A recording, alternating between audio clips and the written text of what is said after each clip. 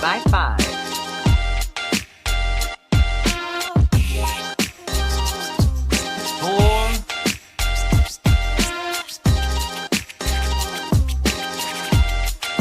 Drei Gläser.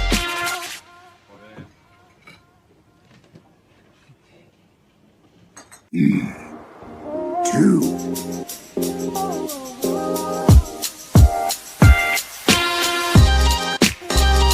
1.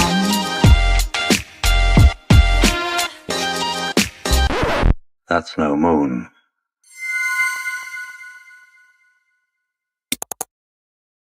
What's up, everybody? We are live. It is episode number 20 of the Hardcore Casual Podcast. He is Jay of F1 Podcast fame. I am Mason of Internet Obscurity, and we are the conversation at the theater seat row behind you. Thank you for joining us, everybody. How you doing, Jay? Welcome to FM 105.5 Groove Funk for the evening because it's late. Yeah, so this is another special After Dark episode, but it is with good reason. Yes, it is. We are going to. It's a big show. Jay and I were talking about this before. It's a big show. Usually, when we say it's a big show, it's a lot of news, a lot of stuff happening, a lot of things to get to. That is not the case today. This is a big show because there are two. Really, there'll be some other little things that we'll talk about and stuff like that, but there are two primary focuses of the show today, and one of them, we had the release of Death Stranding 2, a game that both Jay and myself have been very much looking forward to, and the reason that we are coming in late after dark today is the other one, and that is the new F1 movie starring Brad Pitt and Javier Bardem. I mean, I literally just walked out of it. So yeah, so I got the opportunity to see it last night. Jay just got back from seeing it tonight. So we are going to give you our thoughts. Since Jay just got back from it, perhaps we should have discussed this a little bit more ahead of time, but I don't believe we're going to give number scores as of yet on this show. We don't have an objective scale like that, but we will definitely let you know what we think and to what degree we do or do not recommend this movie. Yeah. Although you should go see it if you have not seen spoilers. It.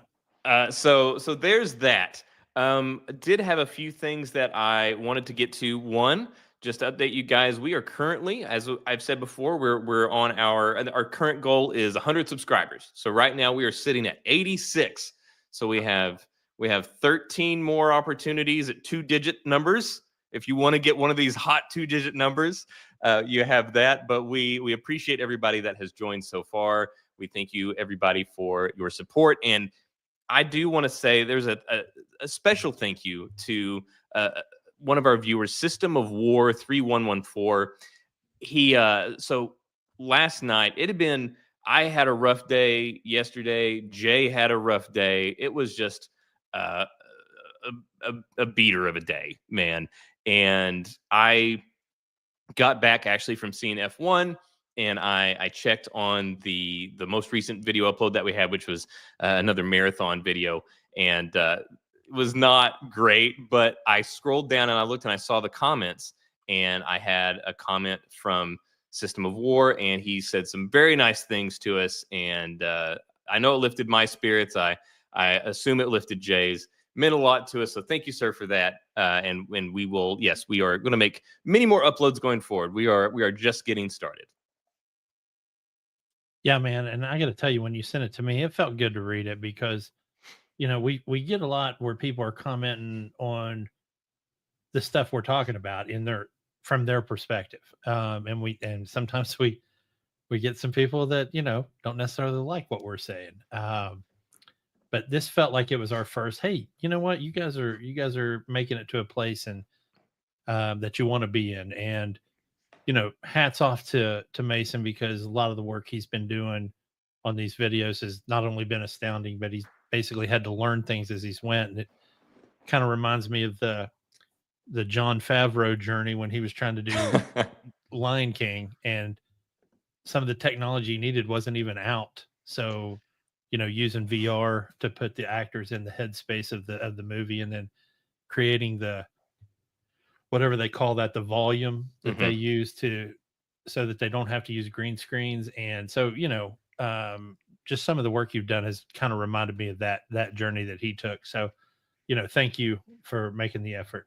Oh yeah, thank you, and yeah, again, thank you to System of War. It was really great. So yeah, we often get, like we said, and it's what we expect to get most comments about the thing that we're actually discussing. That makes sense. But we've asked for feedback, and it's really nice to get some thoughts on our actual production and how we're presenting the information. And so that was really refreshing to actually have someone talk about the format in which we are delivering the information. So yeah, thank you very much for that. We appreciate it. Before we get into anything big, I did just want to kind of get a couple things out of the way. One, I just wanted to get some clarifications out of the way. Well, one big clarification revolving around the Borderlands 4 Collector's Edition. That seemed to have been a hotly debated topic. So, which also reminds me, I should say that we are revamping and kind of like re-upping our presence on TikTok and Instagram and all social media. So we were asked about that by a viewer. It said, like, hey, are you guys on TikTok? I promised that we would, double down on it and get back in there. So we've been doing that, and we've been getting a lot of comments there. And so the Borderlands Collector's Edition, we had all over the spectrum of feedback from people that were really upset, which we were not pleased with the offering. And we also had people that were very defensive of this offering. And I just wanted to kind of clarify some points and some little nitpicks that we had that you can't really quite fit whenever you're trying to edit everything down into like a less than 1 minute reel that you're seeing on TikTok. Some of the nuance, as you might suspect, gets lost. So one thing that was pointed out or was stated was we had a couple of viewers, and this is true, this is the thing that will happen, where they will drop the game. So basically, and I've seen other games do this before, where they'll, instead of having this big collector's edition, they will take the stuff, they will take the game out of it, they will subtract the cost of the game. That way you can have the stuff and then you can buy the game separately. This helps with shipping. So you don't have to worry about, since there's a lot of physical stuff, it's heavy, so whether it's from the manufacturer to here, to then the retailer, then to you, the weight can cause a lot of delays in shipping. It leaves a lot of opportunity, and that can cause issues. And so that's one of the reasons why this is a positive and why they do this kind of thing. There was also somebody that mentioned that they're a PC player and they were happy to have something like this where they don't have to buy an additional copy of a game for a system they don't own just to get additional stuff. I didn't even think about that, and that does make sense. So, and that was one thing I want to point out is these things do make sense. However, this is where I will still tell you, this sucks. And this is some of the nuance that was lost, because we weren't simply criticizing the fact that the game was not included. We were also criticizing the value of what they did include, because we pointed out the statue. It was just this gray lump. There wasn't a lot of visual variation within it. It just looked gray. It looked like a rock that you would hide your front door key under in your flower bed. It looked like somebody had 3D printed it and then used model paint. Yeah, not even model paint. It looks like they had primed it for painting. Like it was Bondo colored gray. Like it was awful. And then so I had someone comment, and I appreciated their sarcasm. Whenever we did the thing, they said like, well, what'll be next? Paying for a game or buying a game and then having to pay for updates. I'm like, okay. Two things. One, touche. I get what you're saying, because DLC and all that stuff. So believe it. Hey, not so loud. we our stock and trade here is sarcasm. So the sarcasm was not lost on me. Yeah. But my reply though was that it's still, again, the value of what was included is still just not on par. And I was like, hey, if somebody is happy to pay $150 for this gray statue and 5 golden keys, more power to them. However, I then gave him several golden keys for several shift codes for a total of 84 golden keys. And I did this through one Google search, guys. One Google search took me to one source where I was able to get all these shift codes, 84 keys across like 6 different shift codes like that. And they are including this as part of a value proposition to have 5 in this $150 package. So, and the worst part is the those same 5, they'll wait a couple weeks and then those will be free on like Twitter or. Well, they're just codes. Whatever. They'll just throw them out. They'll just throw them out because, it's just the way that it goes. So there's that. And then the last thing that I wanted to say is that in reference to the way that it can work, where they take the package, they remove the game, then they charge you for the package, you can buy the game, and it still works out for the same total. You just bought them separately. That is not the case here, though. That is the case if you bought the collector's edition and the $70 version of the game, which is bare bones and includes no additional in-game items, nothing. Right. That is not the way that collector's editions work. The way that all these other collector's editions, where there'd be this big box, you had this physical stuff, you had the game itself, but then you would also have these in-game goodies that would differentiate you from other people. Even if it was something as simple as like in Destiny, they would often do these banner backgrounds where it would say your name, or it would just be a different banner design or something like that. It doesn't have to be big. It just has to be something. And that is not included in this. So if you bought the $70 game, then you're floating around $250, but you don't get the same stuff that's in the other tiers, which was what we were saying. Whenever you have a tiered system, you expect each tier to have the next thing. So if you wanted to get everything that's included in all of this, then you have to get the $150 special edition, the $150 collector's edition, which they're now saying, oh, it's not a collector's edition. It's the B4 bundle or Echo 4 bundle, which I have suspicions as to whether it was simply misannounced, whether Randy misspoke, go figure, or if they kind of backtracked on it once they got the thing. But anyways, if you bought that, it's $150. And then if you wanted everything, you would have to spend $130 for the digital, deluxe edition of the game itself. If you wanted everything in all the previous tiers, so they just called it the swag pack. So which just brings you up over the $250 ceiling that we've had. So there's that. There's some clarifications on that. Where our complaints were not simply that the game was missing, but also just the value proposition of what is there is lacking. I'm just glad the lithographs are there, dude, because I wouldn't even want it if it wasn't for the lithographs. Lithograph fiend Jay over here. Yeah, I don't even understand. Like, okay, call me an idiot, okay? I don't even. They're just baseball. Like, what? Why do we continue to call them lithographs? Like, it makes it sound exotic, but it's just a card. It's just cardstock. It's just a big baseball card. I don't understand their obsession with calling it lithographs. I don't know if they think that it makes it sound, like it's some sort of limited thing. It's like, it's not, dude. It's not. Yeah.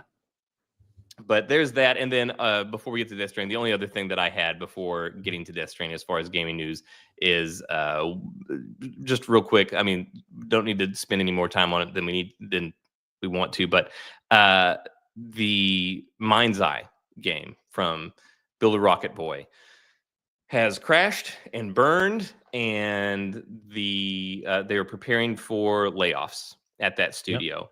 So this was I believe, first game that IOI was the publisher for.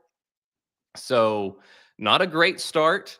I hope that this does not negatively impact anything with the 007 game, but there's that. It was not good. It was a train wreck when it released. They had committed to fixing it, but they're not going to have the staff to fix it, guys. It's not going. That one's well and truly dead. Yeah, and I would say there was just, even the footage of it is just beyond underwhelming that I've seen. It looks empty. Well, so yeah, the world is empty, but it is very nice and detailed looking. It's impressive. And in fact, it was actually, I don't remember what the thing was called. It was something like Everywhere or something like that. They were trying to essentially build this really high graphical fidelity version of like a Roblox, where Roblox is sort of this platform and people can make games from it. However, they look like Roblox. It's just super blocky. But I mean, it's a hugely successful. My son plays a lot of Roblox games. Yeah, my kids did too. Yeah, so it's very successful. But they were basically having this mega powerful platform, and this was supposed to be available on that platform as sort of like a showcase piece of like, look what you can do. And then somewhere along the way, the platform disappeared, and it was no longer Mind's Eye on the Everywhere platform. It was just Mind's Eye. And so now it looks like both Mind's Eye and the lofty goals of the platform are both going to die a simultaneous death. Yeah. And somebody will probably pick up that idea and run with it at some point. And that for very sure. well may work. But as for now, It'll be Rockstar. Yeah. Rockstar will do it. Yeah. But so the first of our kind of tentpole things is Death Stranding 2. So it released this week. I have gotten to play a little, very little. So this is not a review of it. This is impressions, and Jalen and I just discussed that. We'll go back and forth on it, but this is just general impressions right now. Not much has been revealed as far as the overarching story that we're going to have in the second one. But yeah, so starting off, I will say that immediately, right from the very beginning, whenever you take control of Sam in Death Stranding 2, you can immediately feel some differences in the way that he controls. And I believe that there are positive differences. One of the things that a lot of reviewers have said whenever they would talk about their impressions or giving their reviews was that the traversal remains largely untouched. And so far, I do not agree with that. I think that the loop is the same of, hey, you have this, deliver it here. That loop is the same. But I think there have been some good improvements. There we go. On within the traversal. So yeah, I think traversal has been greatly improved. Allow me to ask you this. Have they changed the control scheme as far as the key bindings? And the reason I ask that is there is nothing worse than a series that has multiple games and they change the control bindings. Assassin's Creed is the worst criminal of this. They'll move the parry button around. They'll move the attack buttons around. They'll move the ability to block to different buttons. And it's like, hold R1 to parkour up and R2 to parkour down, and all this stuff. And next thing you know, you got mechanics grip on your claw on your controller trying to figure it out. So I wanted to ask, did they change the key bindings? From what I've seen so far, no. Nothing has been crazy or anything like that. It's still the same. Like whenever you're walking and you hold down on the backpack straps to kind of like gain your back. That's all the same with the shoulder buttons, all of that. So far I have not come into anything where there's been a big change in key bindings. There are some new additions to the things that you can use. Like you now have this little ring thing that you pull up, and that's now sort of the source of your map, and the map is improved. Whereas before, whenever you had the map, it was this top-down view of the map, and you're kind of like looking at it, and you'd kind of squint and kind of like get down to the side, trying to see like what's the topography going on here. Am I looking at a jagged rock face, or is this smooth? Sometimes you could tell. Sometimes it was difficult to get a feel for it. But now the map is actually three-dimensional, so you can get an idea of what the land. Now it's. Some of it is a bit misleading as to where you're like, okay, looks like there's a slight drop off here, and like that. Sometimes it's not so slight, but you can at least get an idea that there is some elevation or something going down. So yeah, the map is much improved. One thing that bugged me always about the map, and a lot of games do this, and maybe this is the army in me, but just give me a topo map. With the contour intervals with the numbers, I can read those. I can tell if it's going up or if it's going down. See, I can't. That's not for me. I appreciate. Give me that option. Who knows? I'm not saying that option's not there. It could be. I just haven't fiddled around to look for it. And speaking of, though, they also have some other improvements as far as navigation goes. So on this map, of course, one of the things that is very important, you can try to avoid it. You think it might be tedious, but that is planning your route. You can try to avoid it, but it will not be long before you're like, okay, I need to plan my route. So the Did you route not plan your routes a lot in the first game, or did you? I did. I Okay, meticulously planned my yeah. routes. Yes. But I know that some people try to just like wing it, where they're like, no, as long as it shows, they'll be, it'll show like, oh, if you hold this, you can see the point on your radar. They'll think it's like GTA, where it's like, as long as I just had that general direction, I'll get there. It's like, it's not like that. It is not like that.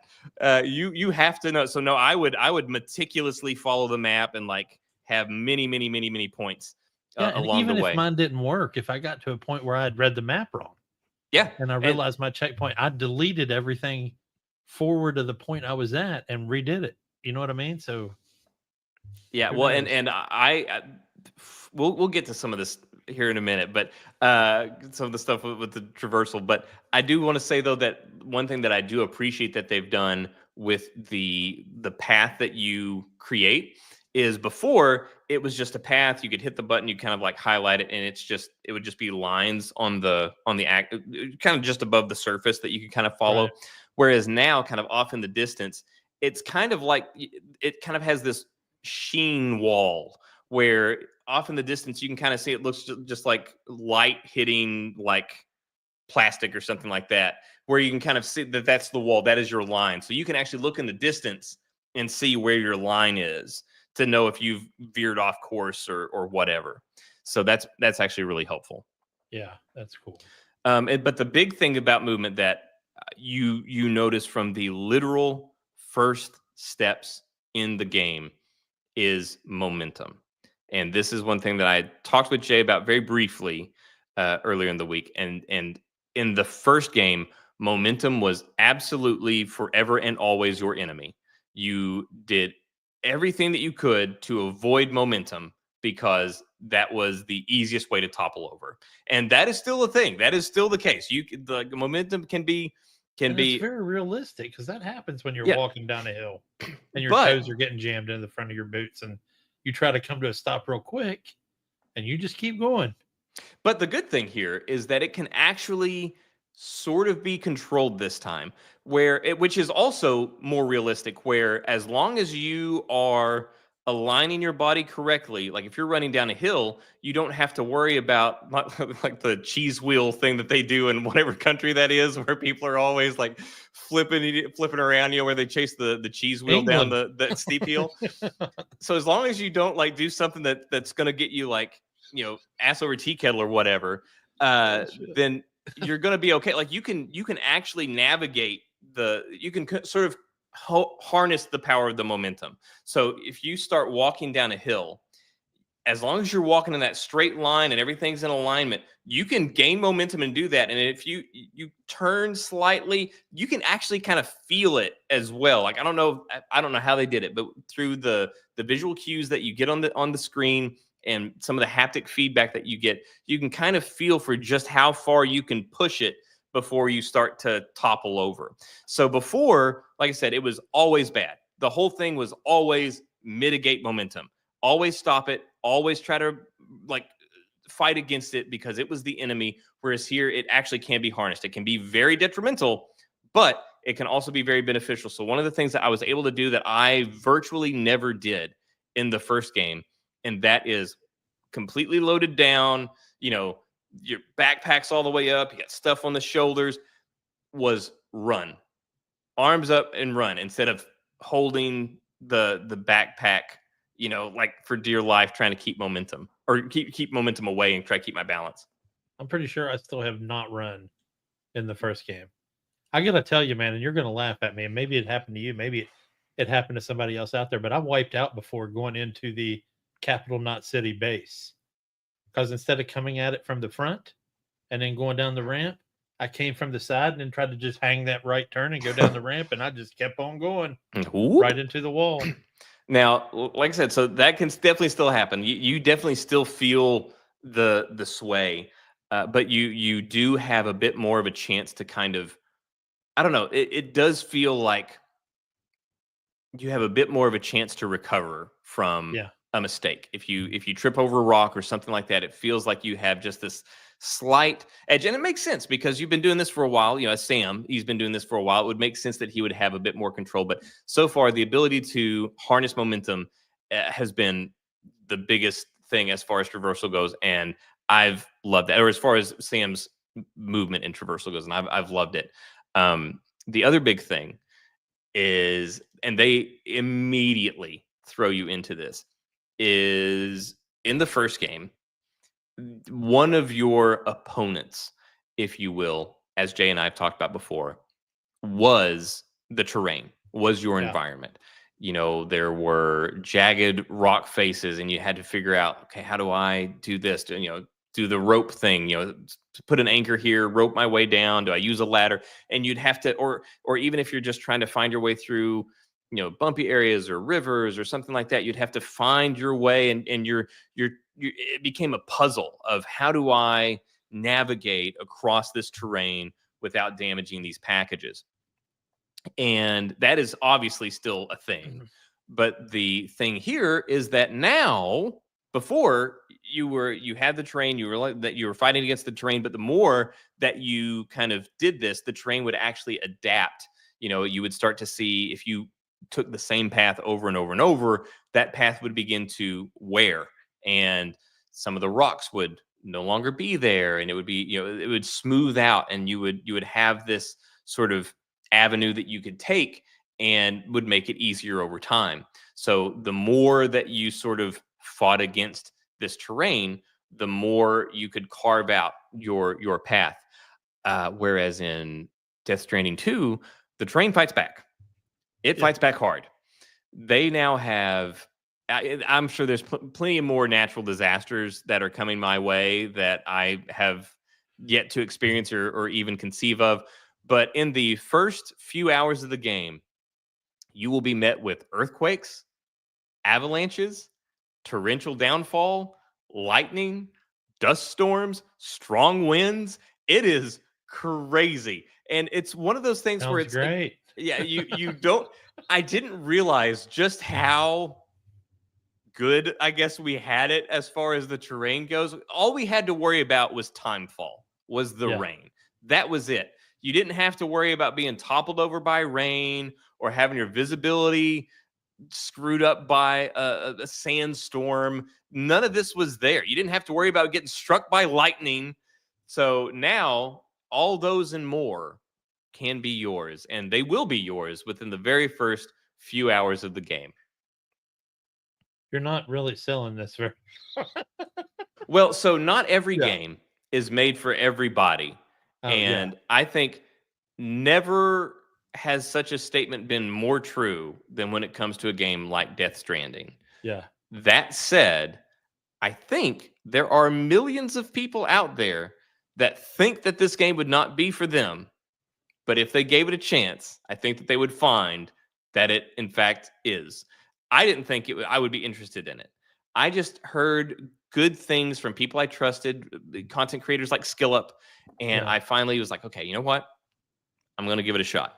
And I got hooked on it. And Jay and I have talked about many times, it is the weirdest thing about how you develop this attachment, or you become very protective of these packages, and you do get absorbed by this mission of getting the package here to here. And in fact, I almost wanted to restart from, I wanted to quit the game and start over on a point of Death Stranding 2, because I got to somewhere and they threw so much at me going in. I'm sure it's everybody. I'm sure a lot of it was, like I said, I'm sure it was intended to be there. I'm sure everybody will face these natural disasters on the way to this thing. And I finally arrived at the place I was heading, and I was awarded an A, and I wanted an S for my delivery, and I almost restarted the entire thing so that I could get an S, because it gets to you just that way. That's what it does to you. Oh yeah, if I got it on the first game, if I always, when I picked up an order, I would always save, and then I would start doing the order. And if I didn't get an S, do the old save scum. I don't care how many auto saves were between that first one and that one. I don't care. I would always go back because I'm like, okay, there's a better way to do this. I may And still, because whenever I did get to where I was going and I saved it, I created a new save just because I'm like, I may go back still. yeah. And then, I would avoid carrying ladders and rope anchors to carry more repair spray. That is one thing that is a fantastic improvement on this. Is that now? So before, whenever your packages got damaged, you had this spray. So what you'd have to do is you'd have to take all this crap off that you spent all this time loading on your back, and then you'd spray it with this repair spray. Right? That's what you did. Right? No, I didn't. I turned it backwards because there was a button to turn it backwards, and I would just spray until it gave me all the little pop-ups.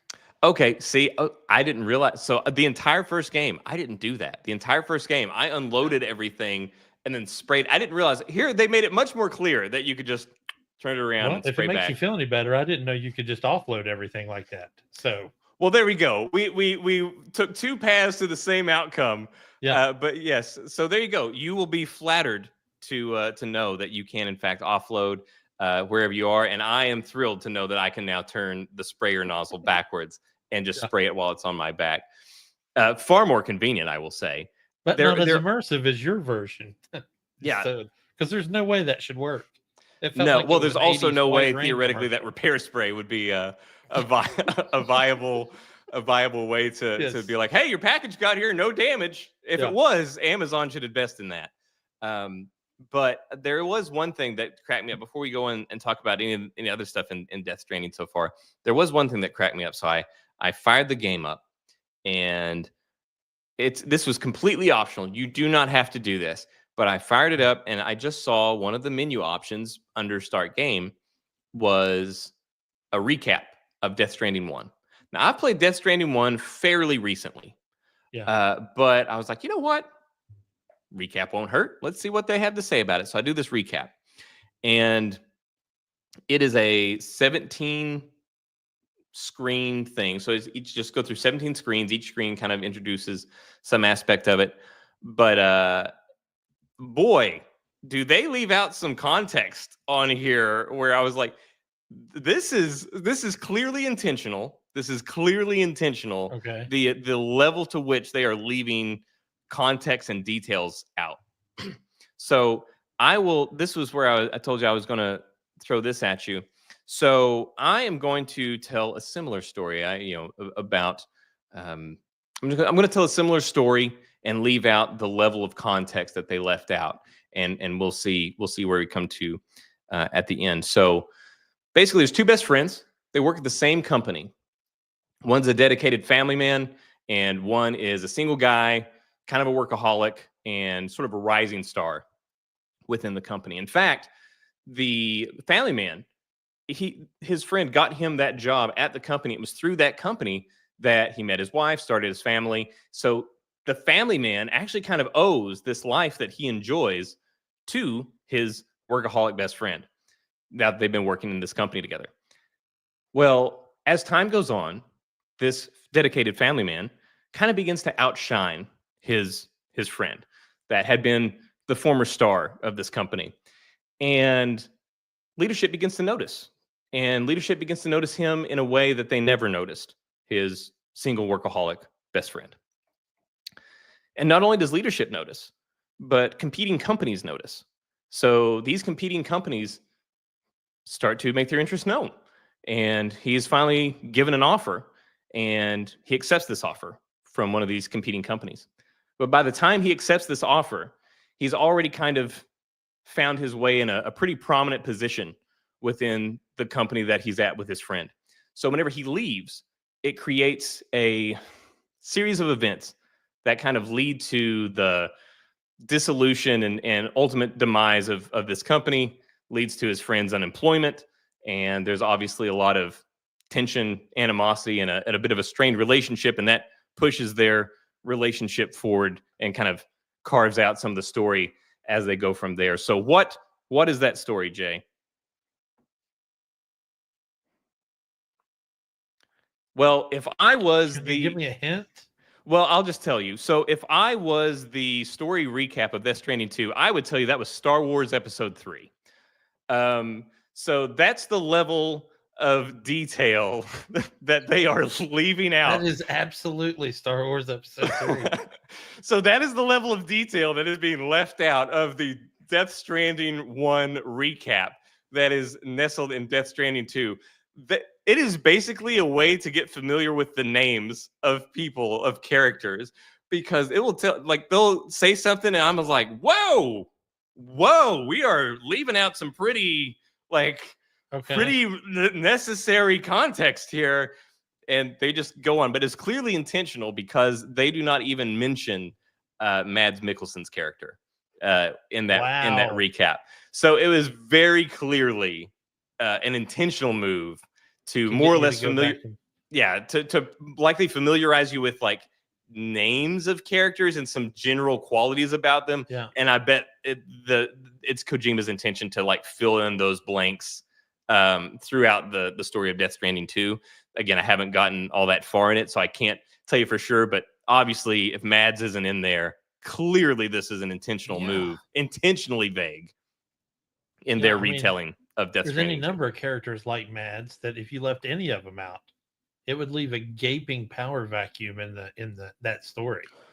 Well, there's also some characters that are not what they appear to be, and that is completely left out, which would be really great context as it goes in. So I think there's some of them where there will be moments that will be shocks for people that are playing Death Stranding 2 as their first Death Stranding game that are just going to be confirmations for people that played the first one.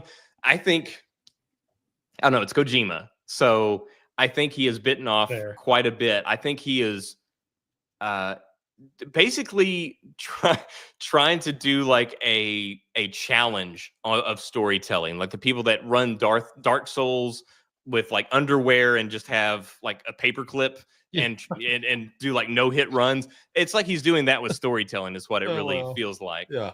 So that's where we are there. But as far as Death Stranding goes so far, like Sam, the way that he moves it feels more natural.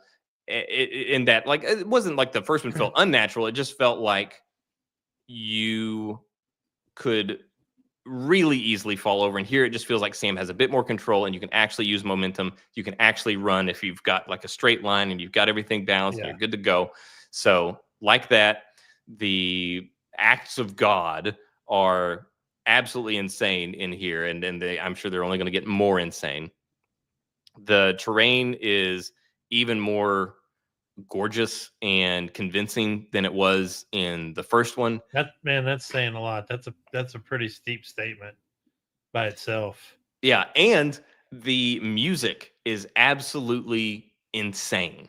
In the first game, we've sung its praises many times whenever it came to the soundtrack, not only from Woodkid, the guy that did the original soundtrack, but also in the songs that they would select from other artists, actual songs that are on Spotify. It was always a great selection. The soundtrack was absolutely incredible. And it somehow got ramped up in this. Now, whenever that weekend that we had all of these game shows going on, the different showcases, from Xbox, PlayStation, IOI, all that whole weekend, they had this particular special showcase for Death Stranding 2. And one of the things they talked to Woodkid, the guy that did the original score for the game. And he mentioned that this was the first time that he had ever been a part of a game where the creator didn't say like, okay, you have this many gigs that you can dedicate to music. That's it. You fit everything that you need into this.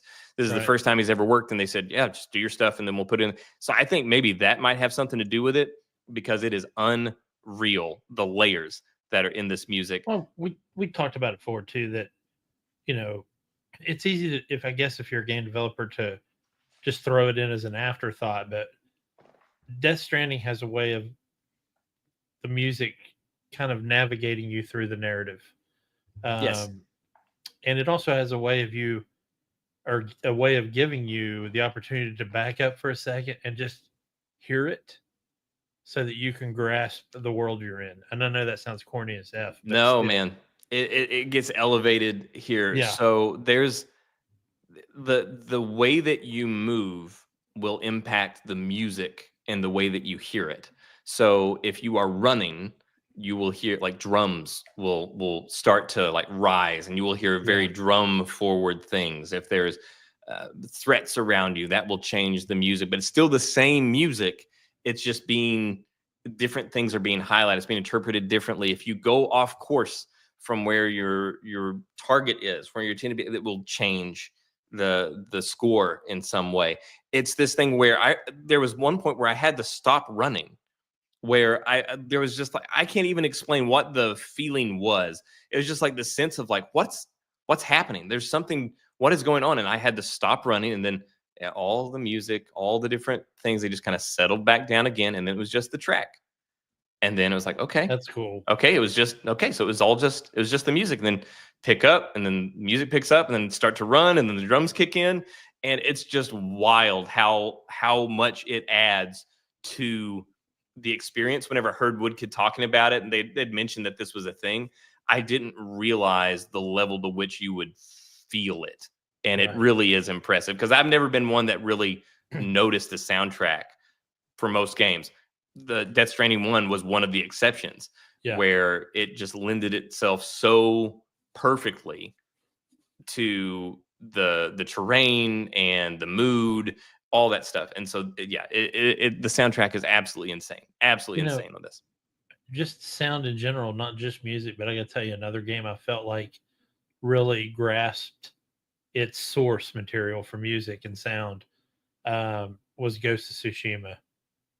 They had a really awesome way of basically putting you in a Kurosawa film, man. Like when you would see somebody standing there that saw you and you knew you were about to do a duel, and you'd get that ba-boom, like that, like, here we go. Especially if you tried to play it in the black and white mode, dude. That was well, and see, I am legit. still so frustrated that we are not getting a sequel to Ghost of Tsushima. We are getting Ghost of Yokai, but we are not getting a sequel to Ghost of Tsushima. Yeah. You know, we do not get to continue Jin's story. We did all this, then they set up his story for the sequel, and now they're just like, never mind. Yeah. Hate that. And it's sad too, because the actual history of the invasion by the Khan into Japan is a great story in and of itself. So there was tons of material to use. And yeah, I'm not, I've kind of grasped the fact that the new one, Ghost of Yotel or whatever it's called, is it looks like it's going to be good. But like you, I wish they would have done a direct sequel. Yeah. It's like, well, especially after you set it up. They set up the direct sequel. Yes. And then they're like, yeah, never mind. We're not doing that. Yeah. Like, okay, well then they should have just done that one and then cut, do your sequel, cut it off there, and then start Ghost of Yotai. I don't know. It just, that one bugs me. Other things that I definitely wanted to take note of were things such as the drinks, the beverages that you have access to in your private room. Because we had mentioned before, in the original, he had monsters. And then at some point, I guess the license ran out or something. And then it became some generic Bridges energy drink. Yeah. And now it is cans of green tea. It's green tea. That's great. I mean, I drink green tea every day, so that's awesome. Well, there you go. You'll feel right at home. Something that attaches me right to it.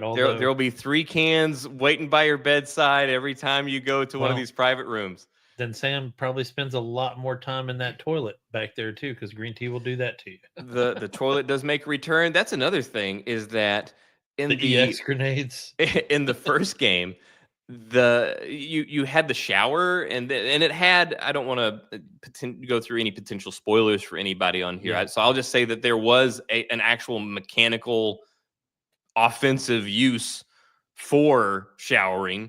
I know it sounds weird, but if you play, you'll understand.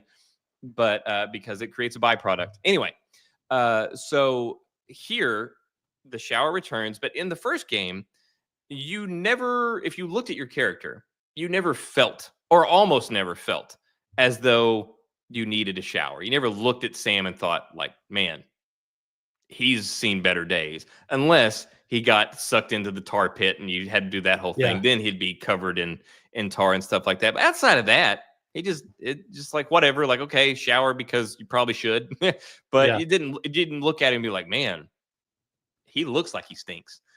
That changes. That changes in Death Stranding 2. By the time I got through the sandstorm and the lightning and waded through a river to get to this place to deliver the package, like all this dirt was caked on him, and he looked like the ghost of Sparta, man. Like he needed a shower. Goodness. And in the first game, or in the first part of the game, the part that I'm going through right now, I won't go into the setup of everything other than to say that you meet Sam. Sam, obviously, we have a sequel. He's obviously doing the same thing again for reasons.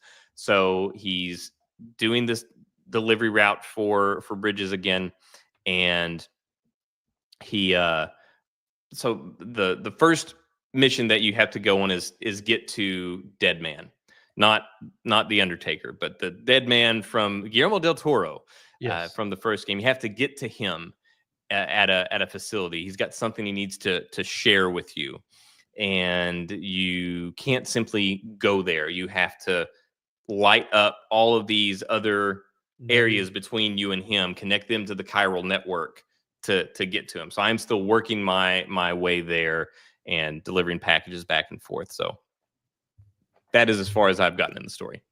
Awesome. Well, man, I as I told you earlier offline, I ended up restarting Death Stranding 1. So I'm not going to pick it up until I at least get about halfway through Death Stranding 1. But yeah, the recap ain't going to help you. No. And I had made it pretty far before, and for the life of me, I don't know why I ended up restarting it. I was so far into it. So now I'm just trying to get back to where I was, honestly. But I am definitely looking forward to it. I'm just not going to, there's just no point for me right now to pick it up until I get to where I was and then finish. Yeah, So, I can say already the vibe is that Death Stranding 1 was weird. Death Stranding 2 is weird. But I suspect, just like the first one, like we've said, while it's weird, yeah, it follows its own rules. As Jay said, once you accept that this is what the world is, yes, then everything else just goes with it. Everything does progress logically. It follows the rules that it establishes. It doesn't go against any of these sort of elements that it's laid out. So it goes for it. So it's a crazy world, but it does play by the rules, and I suspect that Death Stranding 2 will be much the same. But that's it. That's Death Stranding 2. So far, I am enjoying it. I don't know all the different improvements that have come to it yet. This is early impressions, but so far I am enjoying it. I am looking forward to playing more, and I will certainly keep you updated as I do that. But do you want to move on to the second big thing, or do you want to cover some other stuff first? Probably cover some other stuff first. Yeah, it's fine. So I had an actual topic, and this stemmed from a conversation that you and I had, which bridged to a conversation that me and my son had. But we were talking about last week, and this was after the show was over, and you'd brought up Bushido Blade, and I was looking up some old games that we just haven't heard from. And, we need it back. Right. And hold on. So I'm talking to Alex, and I was like, what's a game, and these are the rules. What's a game that absolutely sucked? It was critically panned, but you were interested in it before it came out, and you defended it when it came out, even though in your head you knew it sucked. I mean, you knew it sucked. And this, I'm gonna fall on the sword first, and share this game. I remember this game. This, for all you youngins out there, this was a Star Wars fighting game. Called. This was actually one of my first games that I ever had on a PlayStation whenever I was a kid. And it was absolutely critically panned. And I told everybody, I was like, dude, I love it. I mean, you get to play with the Star Wars characters, and It's basically fighting with the Star. Even though in my head I'm like, oh my god, they had so much more they could have done with this. So the biggest problem with this game was that these two characters right here were so OP that anybody that even remotely knew how to mash a button was going to win with either of these two characters right here. Yeah, that was the thing that we quickly found out in our household as well. Because well, why would you have a fighting game where only a couple people have lightsabers? Because there were some others that had lightsabers, Yeah. but the vast majority, it's like Han Solo, the Stormtrooper. Like, these guys don't stand a chance. The one offensive weapon they have, which is a gun, can easily be deflected by the lightsaber. Well, the worst move in the entire game, and this is going to bring up another point I want to make, but was Vader's force choke. So Vader could reach out and choke you, and then he could walk while he had you held up in the air in the choke. And this game had a ring out mechanic. So he would just get you in the choke and just walk to the edge and then let the choke off. And there was nothing. There was no blocking it, countering it. And then Luke had a lightsaber throw that also had a repel mechanic. So if you were anywhere other than right in the middle of the stage and he hit you with this thing, it would throw you off out of the ring. So this brought up another point that when we would do couch co-op, because couch co-op was huge back then, you'd have your friends over the house, spending the night on a Friday night, and we'd throw this in there. And literally the first words out of my mouth were, "Hey, we're going to play Master of Teros Kasi. Nobody's allowed to use Vader or Luke." So you're taking two characters out of an already small playable character screen and saying that nobody can use those two people, because it's just ridiculous. And everybody would agree. It wasn't like I got any pushback on that, but still. So my other part of this conversation was, who would I want to remake this game today?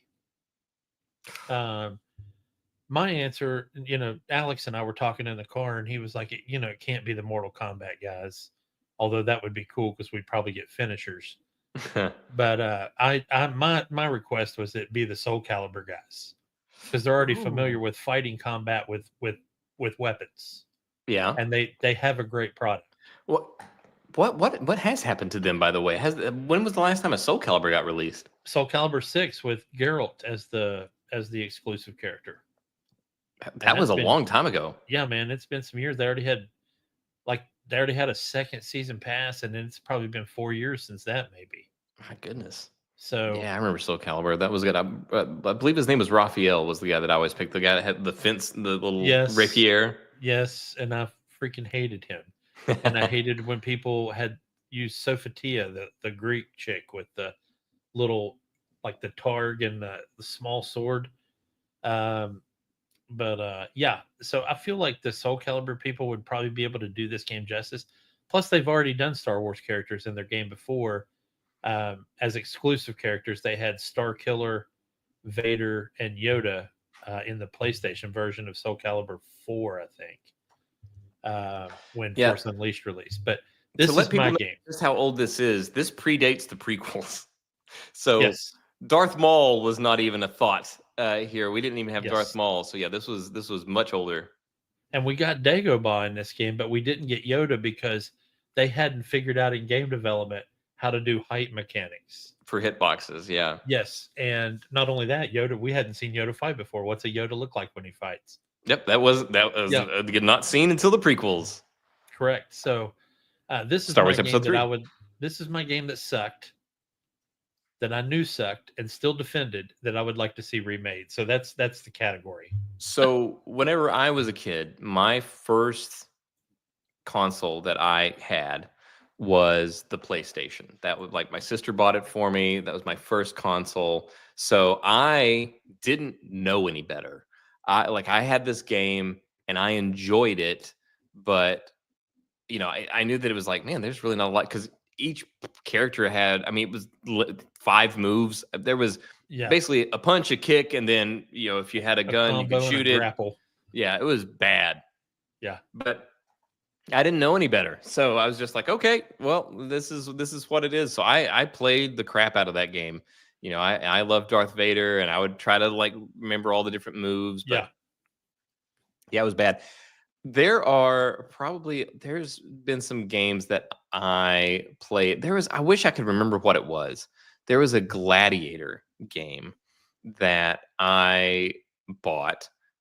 This is a long time ago, but it was awful. But I still played it. It was still fun. Yeah. You get a helmet, and you could like fight. You earn a little bit of money. You'd buy the helmet. You do all this stuff. I wish I could remember what it was. It was horrific. But as far as it comes out, I have not defended any games that I knew were bad, but I have defended myself from repercussions for recommending them to friends. So Well, I know you've already talked about Anthem before. yes, that is the one that immediately comes to mind where I'm like, I'm so sorry.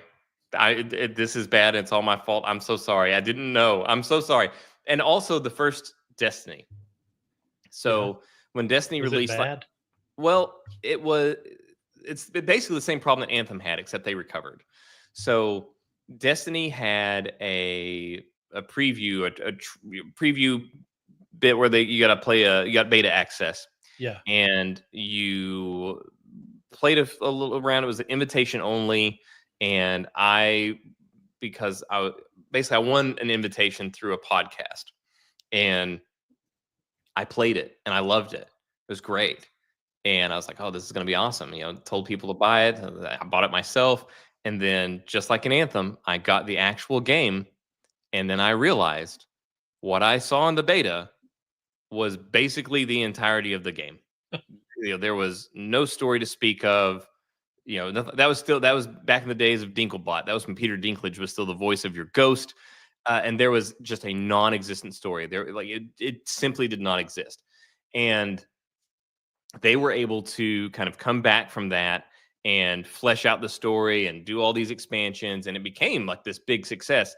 Anthem just was not able to do that. But both times I was so excited because of what I had played in the beta and then told people to buy it. And then it didn't go great.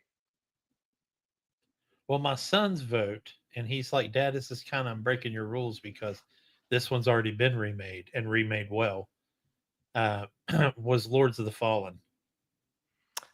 Because we had an original Lords of the Fallen, and while not horribly bad, was still critically panned. And then we've got that new one that came out recently where they adopted more of a Souls-like, and they changed the combat mechanics, and they changed the magic, and they created a mechanic that's great with the whole being able to cross over into the Umbra, and it changes the world. So if you need to traverse an area and there's like a broken bridge, you could cross over into the Umbra, the shadow world, and maybe the bridge is still there and you're able to cross it. So lots of cool things. And he talked about it for like 10 minutes because he's just into that stuff. And I was like, dude, that's a good call. I mean, I realized that yours has already been remade.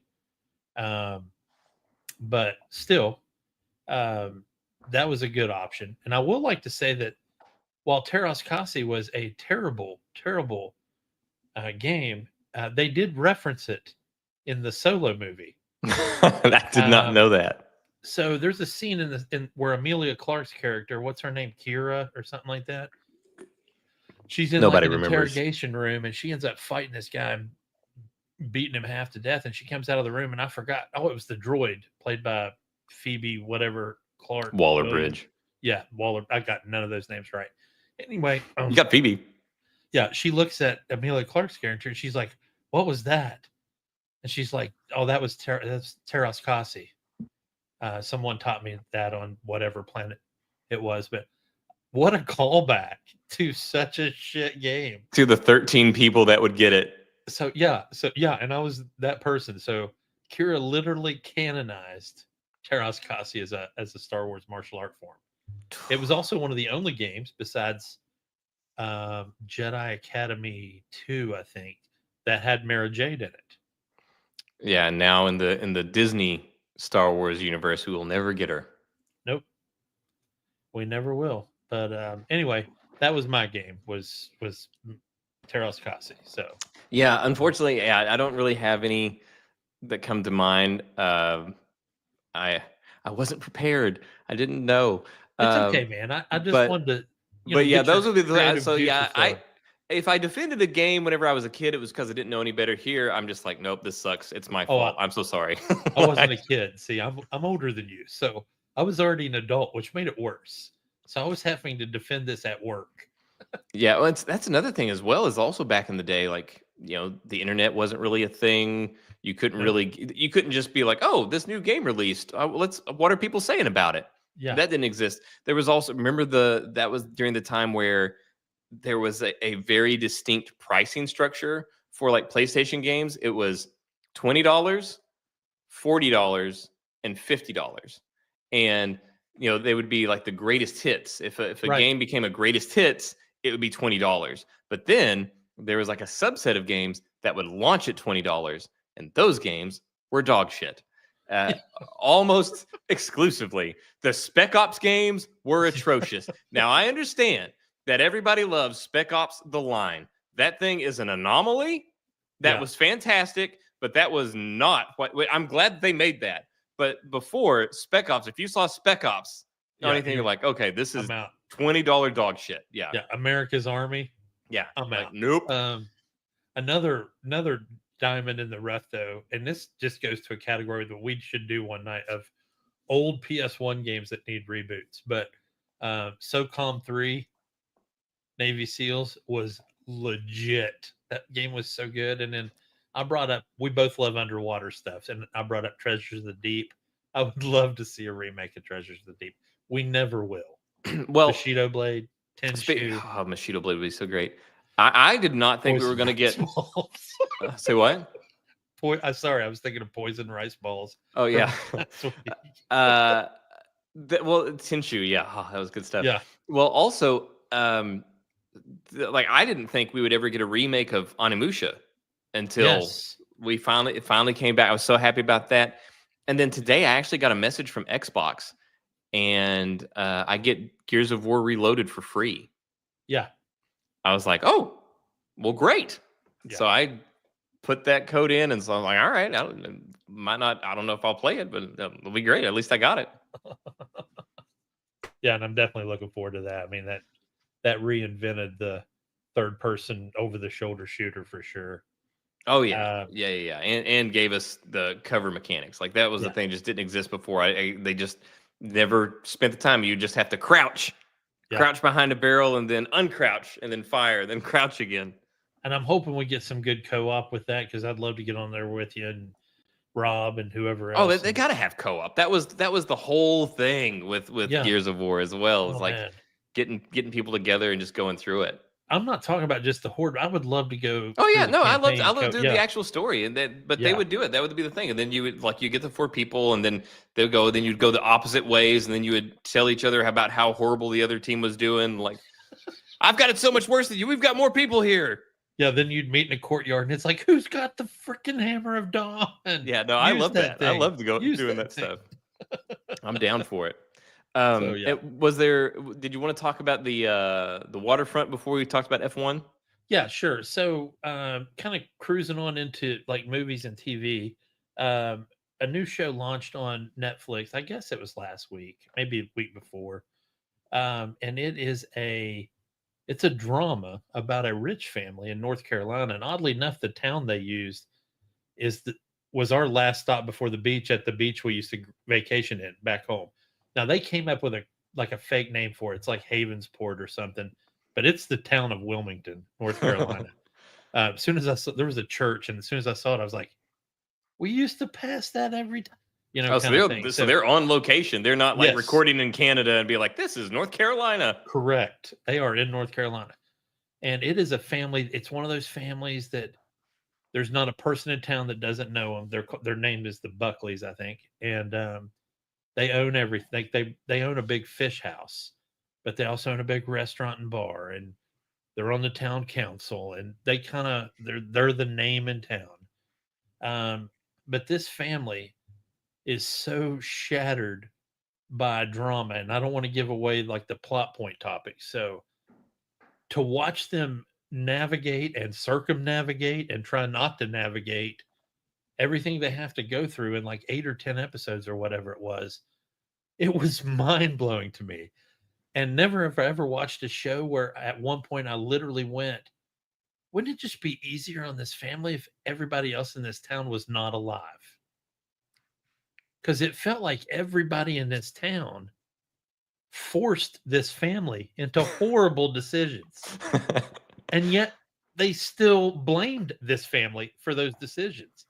And I'm like, you're the one that put that stress there. What are you doing? And I did not grow up rich at all. So I kind of don't have that frame of, I mean, I can grasp it, but I don't have that frame of reference. But it literally felt like these are not the problems this family should be having. And it's an absolute great show. And I want to, because I want to mention these names because these actors, you've seen them everywhere. Yeah, see, like I had not heard of it until I saw the trailer. Like, I opened up Netflix, it showed me the trailer. I recognized a lot of the people that were in it, and it looked good. And I put it on my list. But the thing that threw me off, it was like from the creators of Dawson's Creek. I'm like, Is that what it said? yeah, it was like the creators of Dawson's Creek. I was like, this definitely doesn't look like Dawson's Creek. So it's got Holt McElhenney, and he's one of those Canadian actors that you've seen in everything. I don't know if you watched what's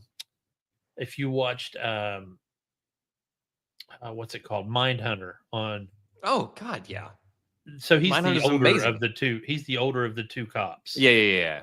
So he's the head of the household, and then you've got Maria Bello, who played in Coyote Ugly, and she was the bartender in Coyote, the head bartender. She was in Payback with Mel Gibson. I think she was in ER for a little bit. It's got Melissa Benoist, who played Supergirl on CW. And then it's got some other guys that are just that you've seen everywhere, and they've been in shows forever. But really good show. Michael Gaston, he always plays a dickhead. He's in the show. He's this kind of older bald head guy. He's most recently been in Blind Spot, which was a television show, and then Topher Grace is in it. Oh wow. And he is playing. So he's a sociopath. So basically, they took his character from Predators and said, hey, instead of in Predators and being trapped on an island where you're being chased by this predator, you now live in a rural North Carolina town where you're the head MFIC in charge of this business. And we need you to be absolutely crazy sociopath, like stupid sociopath. And he was like, done. It. Yeah, he's like, yeah, man, I got this. And he nailed it. I mean, you'll want him deader than you wanted Joffrey dead. And within those 5 are minutes, strong words. Yes, within 5 minutes of meeting his character, you're going to want him dead and buried. You're like, how are they going to do it? When's it going to happen?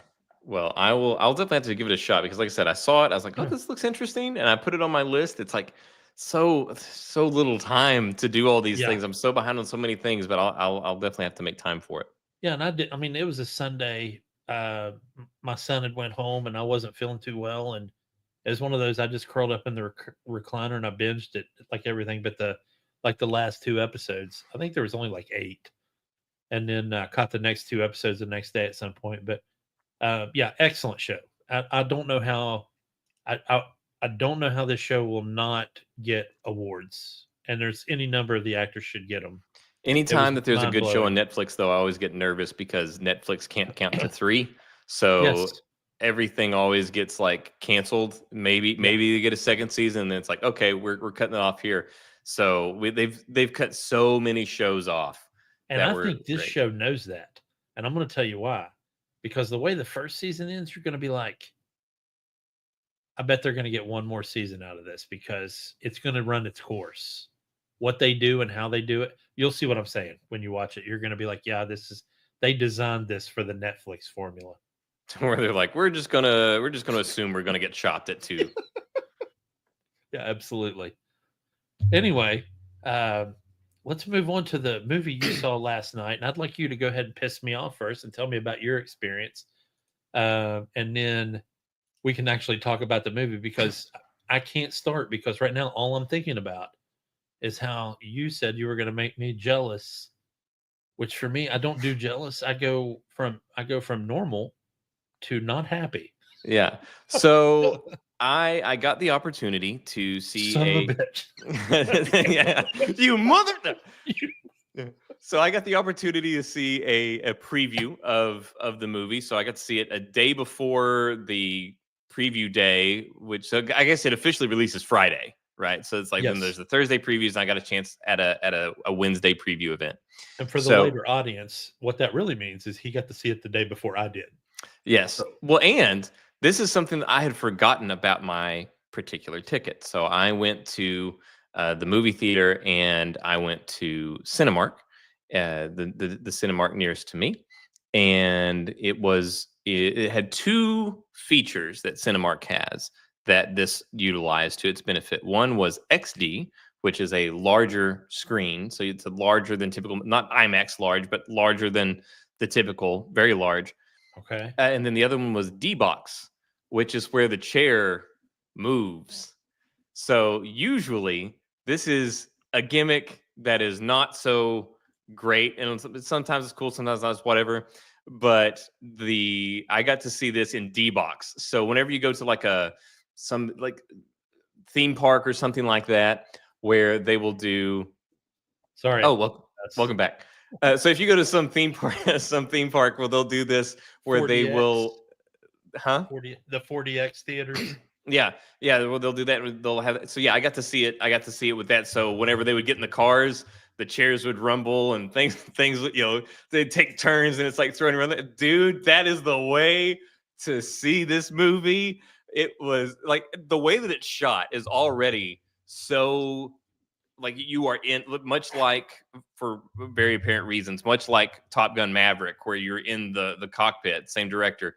You're in here, you're in the cars, having that level too, where the chairs move, dude, it was so immersive. And I would suggest going and seeing it again for the D, if you can get it in D-Box, dude. It's so good. Did they have the popcorn helmet buckets? I didn't even look, man. I just walked straight to my theater and sat down. Because our theater wasn't even able to get their hands on those. And it was also a cinema. And I will pay you good money plus overage if you were able to find that helmet. Because I'll take a look.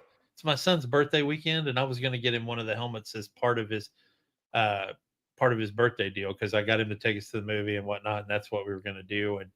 And he did show up tonight, and we all watched it together. But got Rob to go with us, so he enjoyed it as well. Yeah, a little upset about you getting to D-Box that shit, but I'm past it. I'm past it. Yeah, Okay. it was an excellent way to experience the movie. I highly recommend anybody that can go do it that way. But yeah, I guess we'll start with non-spoiler thoughts, and then we will move on to the spoiler thoughts for that. So obviously, you are the resident expert in F1. You have an F1 podcast. So what was your thought as someone that's in that world as far as how they captured it? I want to start off by saying, and I'm going to talk about this on next Monday on the Fuel Pod as well, but this podcast has a unique viewpoint because I love Formula One, and you're just now kind of getting into it. So we're not coming at it like a typical F1 podcast where both people or three people, or ever how many people are on that, they're all into it. So I think that's cool and unique. But I go in there tonight, and the movie starts, and folks, I'm gonna tell you right now, the first 10 minutes have nothing to do with Formula One, but are excellent. And they are grab you by the seat of your pants. Okay, this is what this movie's going to do. And while I wasn't in a D-Box seat, Jason and I both at the same time during that first little 10-minute segment that you get to see, we could feel like when he would drive over the curb, and it would be like and like we felt that in our seat. And every time he got into the throttle off the brake, we could feel that. Like, I was like, dude, my chest just vibrated, bro. Did you feel? And he's like, yeah, what's going on? And this movie, my one word for the racing in it is visceral. It felt visceral. It felt like you were in the chair with them, in the seat with them. In fact, every role they showed in the movie, you felt like you were in that role. Even the pit crew, Yep. when they showed the pit crew. And oddly enough, there's this one character that's minor, but also not. And it's a female on the pit crew. And I literally got super interested in her story Yeah. because they kept kind of keying in on her. And I think what they were trying to show is somebody that is a valued member of the crew, but doesn't feel like she is, but has an absolutely key job. Well, yeah, And and there was parts of her story. I lost you, bro. Really? We are still live, and he's out. So anyway, what I was trying to say was, this girl's part of the pit crew, and later on in the movie, Brad Pitt gives a spiel about how important everybody is on the team, and I'm gonna save that for you guys, so when you do go see it, you'll enjoy it. But one of the things this movie captures that a lot of movies doesn't, is that each member of an F1 team is important, um, and that any one person has a faulted day. Um, it can cause the team, I mean, just absolutely tragic results. I can't go into enough how well Joseph Kaczynski did at the production portion of this movie, capturing F1 right from the cockpit with all the real drivers, with the real season going on. Javier Bardem as a team principal, or not team principal, but basically the racing director for the team, was excellent in that role, and was a very believable. If you've watched Drive to Survive and you see how the more vibrant uh, sporting directors and team principals are, and I'm talking about Toto Wolff and Zach Brown and Freddie Vasseur and Christian Horner specifically, really captured that very, very, very well. So it's one of those things where if you're a Formula One fan, you're going to love it. Even though there are there are things you're going to see, and all the drivers have said this already, that either didn't or couldn't happen in real world Formula One. And I'm sorry, Russ's internet went out, so we're waiting on him to come back and get started with his piece of it. But I'll just keep going. Carrie Condon, who plays the kind of it felt like an amalgamated type of role where she was the sporting director, but also like the head person that engineers the car. Very believable. I don't know who she shadowed to prepare for her role, but she knew what to say. She knew how to say it. She knew the terms, and was able to convey that believably, incredibly to the rest of the cast. Tobias Menzies' character, even though it was minor at the beginning, it was very major towards the end. And I was like, this feels like they're wasting him, but they didn't. So hold on just a second. Let me respond to him real quick.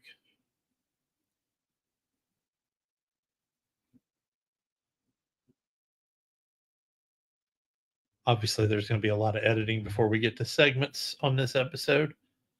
But much like Top Gun 2, Maverick, it was very similar in that regard as far as the action sequences, the way they were able to. Oh, here he comes. The way they were able to capture that piece of it as well. I know Russ has a crazy viewpoint on it, and then I think he said he had questions for me. Welcome back. Well, thank you. I apologize for that, guys. I will. Yeah, the internet went out for the first time ever at this place. But I was saying that as far as the character that you were referring to on the pit crew, it also seemed like she had a bit more story that they only hinted at. They never explicitly laid out. And that was also the case for a few characters where they did some things and even left some open-ended stuff for primary characters. I don't know. I was very interested in the way that they handled the characterization of some of these people. I don't want to get into too much of it, but things like the card thing with Brad Pitt, they never explain that. Well, you can kind of make some assumptions based off of what you know about him, Yes. the reasons behind it, but they never explicitly tell you what's going on with that, which was something I thought was really interesting and unique. Yeah, and there was a lot of set pieces in that movie that I really enjoyed that had nothing to do with racing. Um, there's a dinner in Las Vegas between Kerry Condon and Damson Idris and Brad Pitt. I loved that whole sequence. That was really good. But the circuits that they used in the movie, I was happy that they chose the European swing because that's probably some of the best racing all year round.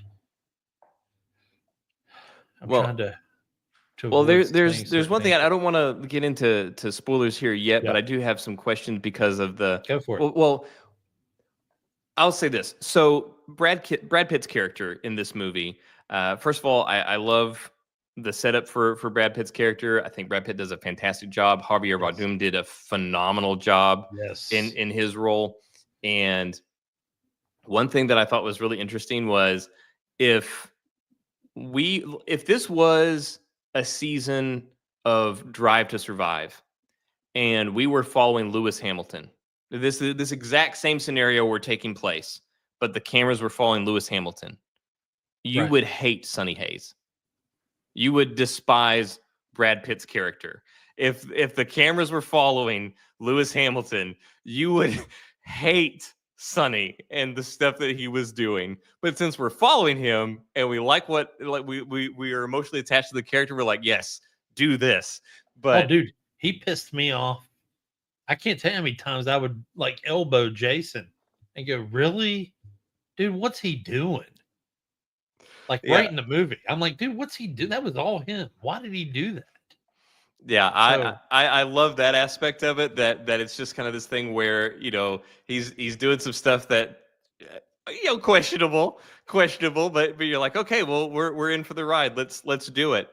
Yeah, I really like that. And then sorry, I don't know what you covered while I was out, but no, go for it. some other things though that I will talk about in greater detail later. But the director, like we said, absolutely Yeah, phenomenal job. This guy, what's his name? The director's name? Joe Kaczynski. Kaczynski, yeah. So he did Top Gun Maverick, and Top Gun Maverick was absolutely great. It was practical effects. They were in these planes. It was shot in a way that you felt like you were in these situations, and he brought that exact same thing to F1. I've never felt even like something like Gone in 60 Seconds or things like that. I still never felt more connected to the vehicles Yeah, that we were like inside and experiencing. And I also love some things that he did that's kind of becoming his signature in the way I'm definitely a fan of this guy after what he did with Top Gun Maverick, and then we see that it was not a fluke here. yeah, A fan of what he does. One thing that I really loved is that because you go into these things and obviously movies have been around for quite a while now. So it's one of these tired mediums and we have tropes and I shouldn't say tired medium, but it's a medium that it does have these tropes and these tropes can be tiresome at times. yeah. There's only And so many variations on a theme you can tell. So yeah, yeah, so he does a great job. He did it in Top Gun Maverick. He's done it here, where he teases you and makes you believe that you are running headlong into a trope, yeah, only to take that trope away from you and then give it back to you in a way that you did not anticipate that it would be. So his ability to play with your expectations and then subvert those expectations, but do so in a way that still feels good instead of the typical thing that they like to do when they subvert expectations, and yeah, that's usually just code for we planned to disappoint you. yeah, Where I think he's shown himself to be very adept with that, and to not push the audience too far, or try to like take something away from them to the point that it angers them. It's this he plays cat and mouse with the audience, and we'll get into more of that in the spoiler stuff because it's such a crazy cat and mouse game that he yeah. does with the audience throughout the course of this movie. I couldn't have said it better myself than you said it, but I can tell you for a fact there was a couple of times in the movie where I was like, okay, this happened, so now this is going to happen, and that did not happen, and I went, oh, oh, Yeah, and it was like very clear. It wasn't No. just like a thing where you're just like assuming that because of the tropes. He is blatantly baiting the audience to Yes. believe that that's exactly what's going to happen. Yeah. He is 100% trying to get you to think that, just to do the move where it's like, nope, not what you're getting. Yeah. So yeah, I it's phenomenal. It's crazy that this is not, it's not the story I thought we would get. It is, It wasn't for me either. it was 100% not what I expected. Uh this is a movie where it, I thought, like a typical movie with revolves around racing or cars or something like that. I thought that we would be able to say more about it without spoiling things. But because of the way that the story goes and the story that they're actually trying to tell, there's really not a lot that we can say without spoiling aspects of it. There's not. One of the things I want to say too is hats off to Kaczynski and Bruckheimer and Lewis Hamilton, who basically put this thing together, for using all, with the exception of two, all real world F1 personalities in this movie. That's one thing. I saw a lot of people that they were interacting with and things like that. And I The was like, I announcers bet even. that's somebody. I just don't know who they are. I did recognize Lewis Hamilton whenever he did his, like, you know, quick thing, and then Verstappen and all that. Like, I recognize those, but everybody else that was going on, I was like, I bet these people are somebody's, and I had no idea who they were. The two guys in the booth, David Croft and Martin Brundle, those guys have been calling F1 races for years and years. And then Will Buxton, he started out as like he was doing some interviewing, and he's actually no longer with Formula One. He's doing IndyCar in the United States now, but he did F1. You'll see him on Drive to Survive 900 million times. But he was in it. I mean, just a lot.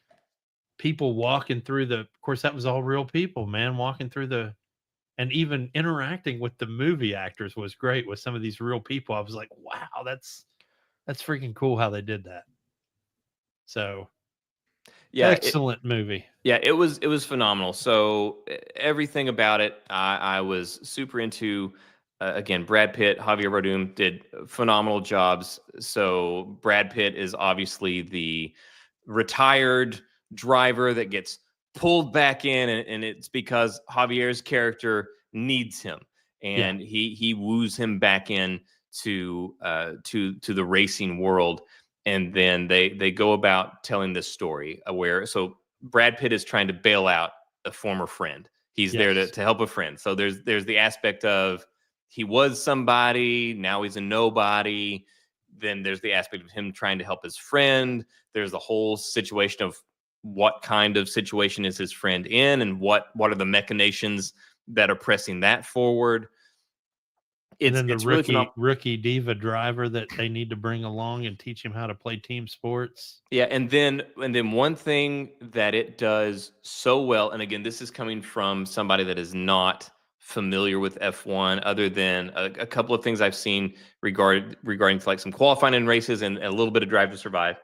They show so well how everything matters. How one little mistake can lead to an absolute avalanche of errors as a result. It is the butterfly effect put into motion whenever they have this. And they do a great job of highlighting all these different roles that you either rarely see, don't think a lot of, or didn't even know existed here. And you see them all working together, whether well or poorly, at different aspects of these various races. And it's really sort of mesmerizing, and it lets you see this race as a team sport, which it doesn't really get highlighted that way before. Right. And so it's like watching a basketball game or a documentary about like Jordan's Last Dance, and that whole thing on Netflix. It's this thing about where you can see what happens whenever a team meshes well, and you can see what happens whenever a team is mismatched or not aligned. And I think they did a great job of that at highlighting the team and showing that these drivers are prominent roles in the team, but they are not the end all be all. They are the end game, but they are not the ultimate authority on anything. It really shows how well everybody's integrated into this and how important they are. It's one of the few sports where there is like a tremendous, and you just basically said it, but a tremendous cascade. It's funny now when I'm watching the real races, I always think of Amos from The Expanse, and I'd see a team screw up, and then they get back out on the track, and then somebody gets a 5-second penalty. Then the other driver comes in and they have a 5-second pit stop instead of a 2.2 second pit stop. And I'm always like, welcome to the churn. Here it comes. So, do you have anything else that you want to say before we start breaking into spoilers? No, except for this. If you're an F1 purist and you end up watching this show and you're like, hey, I've heard there's some stuff in it that's not exactly Formula One or what Formula One can or can't do. Yes, that's true. But I think you will see, if you allow yourself to have an open mind, that it drives the narrative instead of hinders it. And I think for your standard person, even your standard person that loves Formula One but doesn't love Formula One, like they watch races, but that's all they do. They don't really get into the nitty gritty of tires and pit stops and rules and all that business. It's a great show, and you need to go see it. Yeah, I would echo that from the layman. I know nothing, and I could not recommend this movie more highly. If you are seeking action and like adrenaline, you will get it. If you want to feel like you are connected to the car, you will get that in a way that you have not gotten in, I dare say, any movie prior to this. And if you are looking for a heartfelt human drama about either a guy that was there and he's trying to recapture it, or a friend helping out a friend in need, or the cocky guy that needs to be brought down a bit, all that is there, and it's blended together masterfully. I could not recommend this movie more highly. Well, dude, you ready to get into some spoilers? I am. And folks, listen, I'm not playing around with this spoiler tag for this. This is going to be massive spoilers because there's no way to answer his questions and talk about this movie without giving shit away. So you've been warned. You've been warned. This is one that is easily spoiled for sure. Yeah. So anyway, watch Drive to Survive. Watch this movie. All right. So I'll let you just go, dude. It'll probably be easier, and then I can just bounce off of you. Okay, yeah. First of all, yeah, phenomenal movie, and absolutely not what I expected it to be. And I guess we'll just kind of like go with the way that it flowed first. So we open up with Brad Pitt and where he's at now, and kind of see him. And so we find out basically that yes, he is retired from F1, but he is not retired from racing. He is essentially a nomad. He just a merc. Yeah, he literally looks in classified ads for people that are looking for drivers, goes, nukes the whole thing, wins it, gets his payday, walks out, never wants to touch the trophy, never wants any bonuses, and goes. And if you wanted to know, that is a real job. That really happens more than you would think. Well, and that's you find out about Brad Pitt, and a thing that he keeps throwing out numerous times throughout the course of the film is it's not about the money. Right. He just wants that he's chasing a dragon, and they talk about this dragon that he's chasing throughout the film. But it's basically the sensation of flying, where he's at peace, and he mentions that. Every once in a while, it's very rare, but every once in a while he gets there. And whenever it's there, that's worth chasing. And so he spends his entire life chasing that feeling. Yeah, and there's a scene in another movie, Ford versus Ferrari, where Ken Miles, played by Christian Bale, is sitting on the tarmac with his son, and his son's basically asking him, "What's it all about?" And he's like, "Dude, it's the search for the perfect lap. It's the perfect lap, and you rarely find it, and when you do, you know." And so I feel like Brad Pitt's on the search for that. You know, we start out at the 24 Hours of Daytona, which is the American version of the World Endurance Championship. It's called IMSA, and he's in that Porsche, and he's coming off of his sleep session, which I thought was that they showed that mechanic in a Formula One movie was great, where he's coming off of that session, and he's like, "I've got to get in the car," and he's like, "Shit, we had the lead before I went to sleep, and now we don't." And then later he tells the guy that gets back in the car, "If you lose my lead, I'm gonna kill you." Yeah, and I think they even told him, like, whenever we went out there, like, "Hey, just don't fall further back," or something like that. And then he was just like, "Nope, I'm getting it back," Yeah. And he just goes, and the guy tells him, like, "Hey, let him do his thing." Yeah, that was great. That was our first introduction to Brad Pitt's character. I think it did a great job. And then we find him later looking through the classify. So once he wins, ultimately they Yes. win, and then he just like pieces out. He doesn't want to I'll touch take the my bonus trophy. check. I'm good. Yeah, he just wants the check. Give me the check. I don't want to touch Yep. the trophy. Dude even offers him a watch, a job, everything. Just hey, anything. And they're like, nope, just want the check and I'm gone.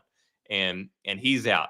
And then we basically get introduced to Javier's character, where he meets this guy. You find out, it becomes, and he shows up where Brad Pitt's character is, Sonny Hayes, and we find out that they used to race together. Yeah. And Javier's character, what was it Luca? Was that his character's name? Ruben. Ruben. Right. Luca was Yeah. the other driver. That's right. Ruben. So yeah, Ruben is basically in trouble. He is the part owner of this team, and they're the worst team in F1. He's gotten no wins. They've got no points, and they're basically at a point where if they don't pull something together soon, he's gonna be they're gonna be forced to sell the team, and he's not gonna have a job anymore. So whenever Brad Pitt asked him, like, how deep in trouble are you, he tells him $315 million. Yeah, and I mean, I got to tell you, I couldn't believe that when I heard that number. I was like, wow. And that just goes to the danger that is the Formula One challenge. Now, I don't know how he owned the team. I'm assuming he was pretty successful when he was a driver, which we really never got into. Right. We know that There is a lot of this that was implied Yeah. that they never explicitly stated. We know that even though they're friends, there's some stink from Monaco somewhere, because they keep talking about this Monaco revenge thing. And then, what, dude? I've got arachnophobia, and I've got a spider. Hold on. I've got a dead spider. Anyway, Well, it literally this will be edited out of the main video, but anybody watching the podcast, boy, you're getting action today. Folks, I gotta tell you. So I have severe arachnophobia, and literally it was on a web going like this right here. I saw you messing at Yes. the camera. I was like, what is happening? I know you were thinking that, and I was like, dude, I don't know what to say. Anyway, we know there was some stink with them, but they're still really tight bros. Their relationship, actually, which is funny because it's the same director. Yeah. Of Maverick and Iceman in Top Gun Maverick, where they've now established respect, and now they're super close. But there's always that thing about who was better. Yeah, who was better. I've got friends in my life now, and because I have the benefit of reaching the age I've reached, and who knows how much of it's left, but it's one of those things. I've reached that with some of my friends where we weren't always there was always a respect there, but we weren't always close. So I really felt like I really felt attuned with what they were going through, even though they didn't really get into it. I wish they had. I want to know what happened at Monaco that caused this problem. Well, that is one thing. Is this movie was very clearly a one-off. Like, I don't anticipate there being a sequel to this or anything like that. But there's so much more I want to know. Yeah, about so many characters here. But basically, Brad Pitt's character, Sonny, is offered this opportunity to get back into F1, and he doesn't want to do it, but he takes it because it gets him back in the chair, and he's going to help his friend. Yeah. And so he shows up, and now he's the old guy. And then obviously this whole thing about Ruben being very close to being out of a job is not a secret. This is what everybody's talking about, all of the media. This is not some behind the scenes thing. And then this move just seemed even more desperate whenever this move gets out that they've hired this guy. But before all that gets out, he shows up. So they're at the track. He meets the team. He's this old guy. This is the first time where they did this great multiple times where they set up your expectations and then they did the other thing. And that was Brad Pitt showing up, and he's got back and forth. He's got back and forth with was it Jamie Pierce is the character's name? Joshua Pierce. Joshua Pierce, and he calls him JP. Yeah. So he's already got this right thing, and JP is the young hothead driver. So they've got this thing here, and basically he's going to do a lap, and he's already said like, yeah, get me set up. I'm gonna beat his time. And so in most movies, Brad Pitt would jump in there, especially after what we just seen with him winning the race. Right. Brad Pitt's going to jump in there, and he's going to do it, walk off and walk against the wind, smoke billows out, and he just goes and has a coffee or whatever. And that doesn't happen. So you're all ready for that to go on, and he doesn't go very far. I think it's like the first turn, and he spins out. Yeah. And then it's like, oh, okay. But then it's like, okay, well, he gets back in, and he's going again. He's going. They have a laugh about it. They talk back and forth, over the headset, over the comms.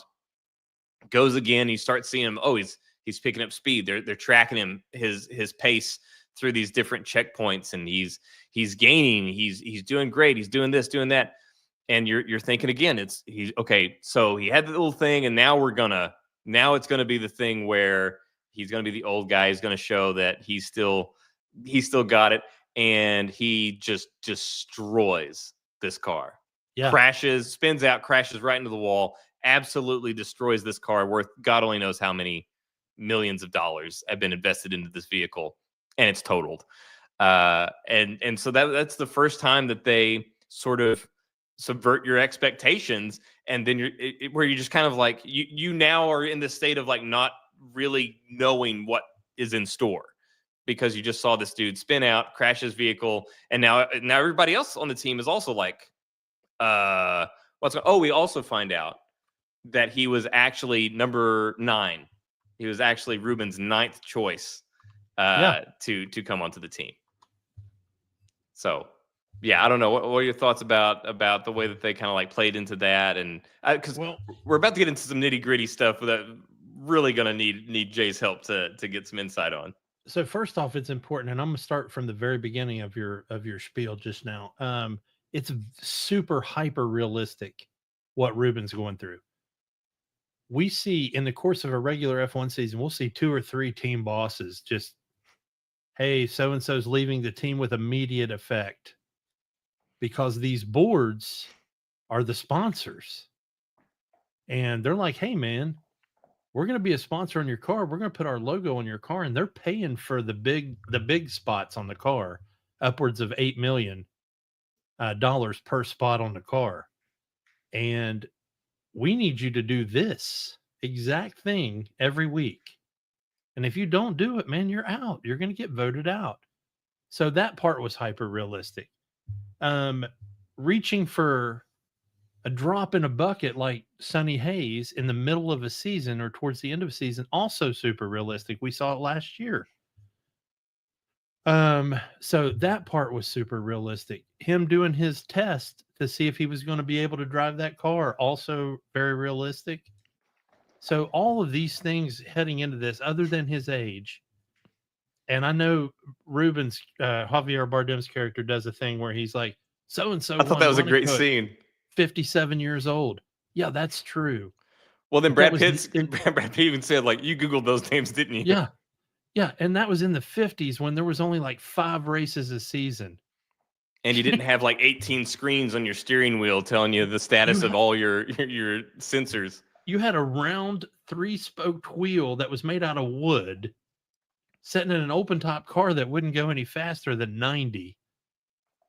And so the G forces on your body were nothing really, other than you're driving really fast down the road. And you don't have a 24 race season that's just going to absolutely murder your body at 57 years old, which is how old I think he was in the movie. So while that part was sort of unrealistic, reaching in the bag to pull out something to try to catch and win the season or just get some points, those were all realistic. The other piece was they had not scored a point that season. And if you They had watch Drive 9 to races Survive, left. That yeah, was one thing. They had 9 races left. right now they've got zero money that they're going to be getting at the end of the season when this movie starts. You get no money if you are in 11th through, if you're in, not getting points. You have to be in the top 10 blocks. And as far as constructors, like the overall team, there's only 10 teams. The 10th place team, maybe $3, $4, $5 million at the end of the season versus the first place team getting 240. Well, and I mean, as you go through this whole thing, you see the name of the team is Apex GP. Correct. And you see these facilities, and I'm sure this is exactly what it is in these places, but I cannot fathom the hundreds of millions of dollars poured into these facilities. It is insane. So in case you wanted to know for trivia, because if you watch the sport a lot, you'll know the exterior shots in the movie for the headquarters was McLaren. That was would make McLaren's sense. actual headquarters. The interior shots, though, was Mercedes. Yeah, So it is insane, like how much money is going into these. And this is one, since if you're watching this, you either have seen the movie, if you're watching the spoilers, you've either seen the movie or you just kind of want to know what happens, don't care about spoilers, whatever. So this is one where I want to talk about something, and this is going to kind of be a little bit ADHD, just because it's a thread that's weaved through the movie that I wanted to touch on, talking about subverting expectations, because this is what I really loved, is that, so like we just said, the whole setup is they've got no points, they've got no money coming, they have 9 races left, they bring in Sonny Hayes, and he's got to kind of like turn this ship around, so to speak. Well, as they go through and they have these ups and these downs, and they keep making you think, oh, this is going to be the one where they break through, and then something goes wrong. And then they have another one like, oh, this is going to be the one that breaks through, and then something goes wrong, and things continue to go wrong. And you're like, we've only got 9 races. How are they gonna win the whole thing? And I realized that the agreement, the whole point, was never to win the whole thing. You're muted. and I still think everybody got what I was saying. But yeah, like I completely didn't even realize. I'd convinced myself that the idea was to, because that was never expressed. The whole thing, whenever Ruben went to Sonny to begin with, he's just like, we just need to get something going. We just need to save this. It was never about winning the entire thing. So that was one where it's like, this director like masterfully set this up where you think they have to win the whole thing. So every time he puts you in this thing and he gets you hyped for this race, and then he takes it away from you, it becomes this thing where like, oh my gosh. Well, and it creates this tension each race, because you're like, well, I don't, how can they even do it? Their back's against the wall. And it was never about that. It was just about getting just enough points that they can't force the sale. And and this is another piece, and this is why it's been part of the reason why it's been so hard for the American crowd to grasp Formula One, is that these teams go into the season, a lot of them, 5 of them, know for a fact they're not competing for a championship. They know for the 5th place team knows they're fighting the 6th place team. They don't want to lose that seat. And going into a season, the top 3 teams know they're the top 3 teams, man. They know it's gonna be them unless something crazy happens. And when that does create an awesome season. So the fact that Sonny, Joshua Pierce and the team was kind of like, we're just trying to get a point. And Sonny's first thought is, we need to win a race. Mm-hmm. We need to get max points one weekend. out of 9 max points, which is 25 points for the winner. And that's what his goal was for the entire 9 races. It took Josh Pierce 8 races to figure that out, Well, which and was an awesome turnaround, by the way. yes, But yes, still took and him 8 races to figure that out. this was another thing where once again kind of subverted expectations. You expected, Brad Pitt to come in and be this thing, like this miracle worker. And so we have that introduction in the practice lap, goes south, and it's like, okay, well, he'll rebound, And then so the first race, we get into the first race, I'm and glad you brought this up. yeah, we see that first of all, the car is subpar. Shit box. Yeah, I was about to say it is referred to multiple times, quote unquote, as a shit box. Yeah. And so the car is subpar, and he's like, well, we can't win with this, And so he goes in there, and immediately we see that this is one thing that I was very curious about with Jay. So this is the thing, because I had no idea. What you think you're going to see is that Sonny is just going to like run these things. He's going to be a phenom. He's going to be hell on wheels. And that's not it. Sonny is taking the rule book and looking for ideas in it. Yeah. This is so rule heavy to see just how like it seems like so many rules. He's like, how can we use this rule to our advantage? Yeah. And so that is the actual strategy every single time. And so I'm curious, all of these rules, is this how all these the rules would go from? I mean, there are rules about passing, following, the debris, tires, when all these things. Were there any of these things that stuck out as being inaccurate, or was this all like, could this theoretically happen? Okay, so yes and no on all those questions you just said. So I'm going to go through it. The strategy piece, there are teams out there that know they're not the fastest, but that know with a certain confluence of events that occur during a race, if they do certain things, they can finish higher than they were expected to finish. And there's no better driver at this than Fernando Alonso in real life. And if he sees his teammate up ahead and he has no chance of getting up there, he will hold up the rest of the field because he is excellent at backing up a field. And he'll have that whole field behind him so that his teammate, who's built up a gap of probably 20 or 30 seconds, can go around the track and pit and get back out before he even gets there. So that what we saw in the movie when that happened, when Brad Pitt held up the entire field so that Pierce could get in there and get pitted and get out, that was absolutely realistic. Now, that first race, well, no, not the first race. The first race, they wrecked each other out. Yeah. Which, by the way, I couldn't have been more pissed off at Brad Pitt if I had tried. That was absolutely There were so many his fault. times that I was frustrated with both of them. Yes. Numerous times throughout that. There was So that was 100% his fault. Oh yeah. Oh yeah. But after that, we find out that he did it on purpose because he's trying to teach this kid, you're either driving this car and you're trying to get ahead, or you're just a guy doing laps around a track. And that's what he was trying to show him. So still his fault though. Well, because we also learned that this kid is basically trying to shop himself to other teams. Yes, which that pissed me off too. But it's That's how it finally works. realistic. It happens all the time with a lot of the younger guys.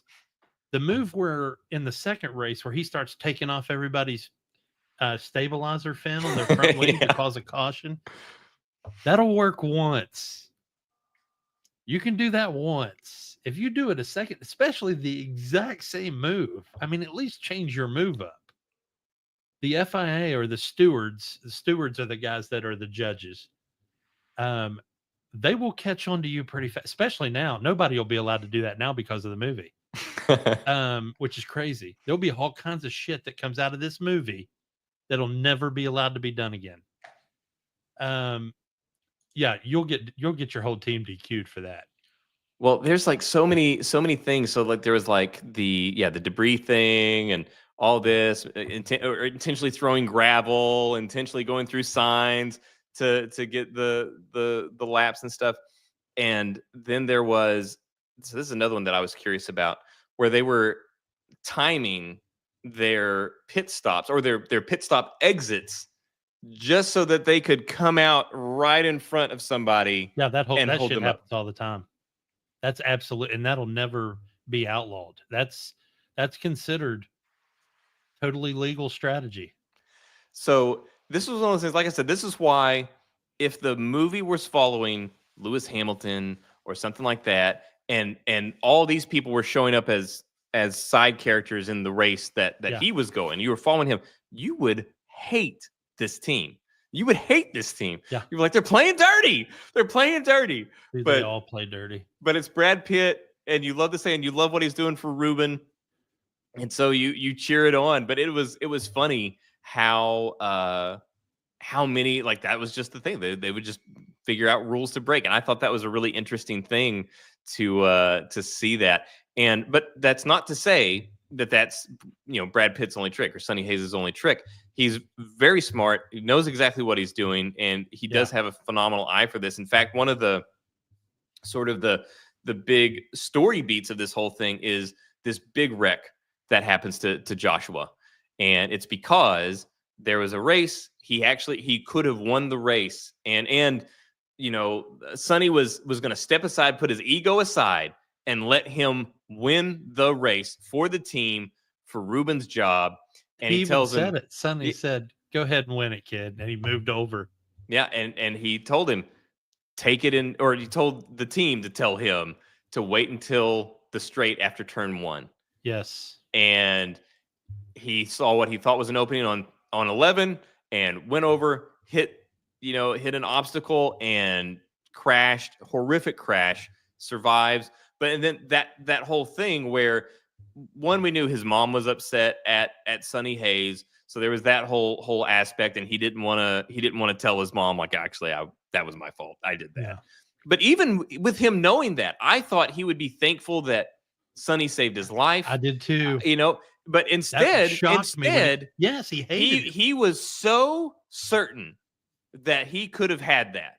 Yeah. He refused to listen to Sonny, and he even after it went wrong, he still refused to think that Sonny was right. He was still that arrogant, and that's a big story beat that goes through a large part. I thought that was going to be the turning point. Instead, that was just another obstacle for the team to deal with. Yet another trope that you were sort of baited with. Yeah. That turned out, and it's not until he runs the simulation, and he does it over and over and over and over and over, and he never passes on turn 11. He can never make it work, and then he tries one time in the simulation to do what Sonny told him to do, and he won. Yeah, and he literally stopped, and he was like, "I'll be damned." Yeah, and the funny thing was, Jason's just as big a fan as I am at this point. And we both, when Sonny was like, "Wait for the straight," when Sonny said that in the movie, we both were like, "Dude, you don't pass on the outside of turn 1 at Monza. What the fuck are you doing?" And sure enough, he goes flying. And then that brings up you brought up a really solid point, his wreck. So apparently, and I watched some interviews with Kaczynski and Pitt, they knew they wanted to have at least 2 big incidents, crashes. Sonny's crash that ended his career the first time when he was young, that's a real crash. They just put his name in it instead of Martin Donnelly, the guy that actually had that crash, where he literally got thrown from the car and he was laying on the track. And then Pierce's crash that you just alluded to, where he went flying through the air and the car caught fire. I don't want to ruin it for you, but that's season 3, episode 9 of Drive to Survive. Oh, wow. Jeez. And I can tell you right now, and Chad and I, we talked about this, my buddy that we started the Fuel Pod together. There's not going to be a dry eye in the house on that episode when people watch it. Well, the whole theater, like you felt the oxygen get sucked out of it. Really? Right. Everybody felt there was nothing. You could hear, a rat piss on cotton, as they would say. It was so dead silent when that happened. It was wild. And one thing that I want to touch on as well like we'd talked about, and you'd mentioned the pit crew and all of that. There were so many, like I don't know the character's name, the girl that's on the pit crew. I don't either. There's Can't so many remember her name. interesting little character moments, even Yeah. for small characters, where like after I think it was the first race that they came out and Joshua was upset with her. Well, he was just upset, and he, because she had dropped a gun, or like the bolt gun, to do the tire changes, and she accidentally dropped it, and he ran over it as he was leaving the pit lane. And so he came back and he was upset with her, and upset because Jody. of the way that everything turned out. What? Her name was Jody. So he was upset. He yelled at her, and then Brad Pitt's character was like, "Hey, Jody, don't worry about it," and whatever, and then went on about it. And then he later sees her, like she comes across him. He's in an ice bath and chilling out, and she's doing some stuff like getting things ready, late at night. And they have this moment where they're talking about it, and he basically lets her know, "Hey, don't worry about it. Things happen." And she's like, "Yeah, I appreciate that, but don't let it happen again." And I was like, that was a cool thing where she was like, "Yeah, don't." Where it made her. She basically makes the point, which is valid, that you giving me that grace, made me look weak. It looked like I needed somebody's pity. In a world where there's not very many women on the pit wall, man. So yeah, I can absolutely see that. Whenever she said that, I was like, that I get it. Whenever she's like, you don't expect her to say it, because it sets this thing up to be this really like friendly, like, "Oh yeah, thank you, I appreciate it." And then she's like, "Don't let it happen again." Yeah, but on her way out too, he said a great line, because he said, "Don't worry about all this shit. Don't let it get to you. The world will take care of that. Don't worry about it on your own." Yeah, plenty of people will do that for you. Yeah, they'll do it for you.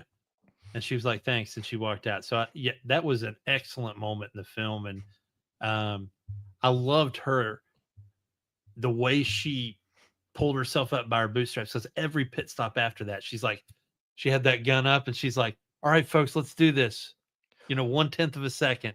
Well, and it seemed like perhaps her and Joshua were an item by the end of the movie. Like they're at the very least, he at least respected her, so that was good. Yeah, there's a lot of little like story beats that are just really great. These little things, and ultimately, it was a great film, and it all comes down to the like culmination of the whole thing, where the ultimate subplot was where basically this forced sale and Ruben being forced out was kind of the plan, and the board had essentially given the thumbs up to Brad Pitt's character taking over, because they thought that would be a surefire way to let them lose. But hey, it's not about the money. And then we find like there was some treachery afoot, some people trying to sabotage them through ways, and then ultimately it all came down to like the full circle thing of Brad Pitt was basically offered the team. He was offered the spot to manage the team, and he chose his friend, chose Ruben, because it was never about the money.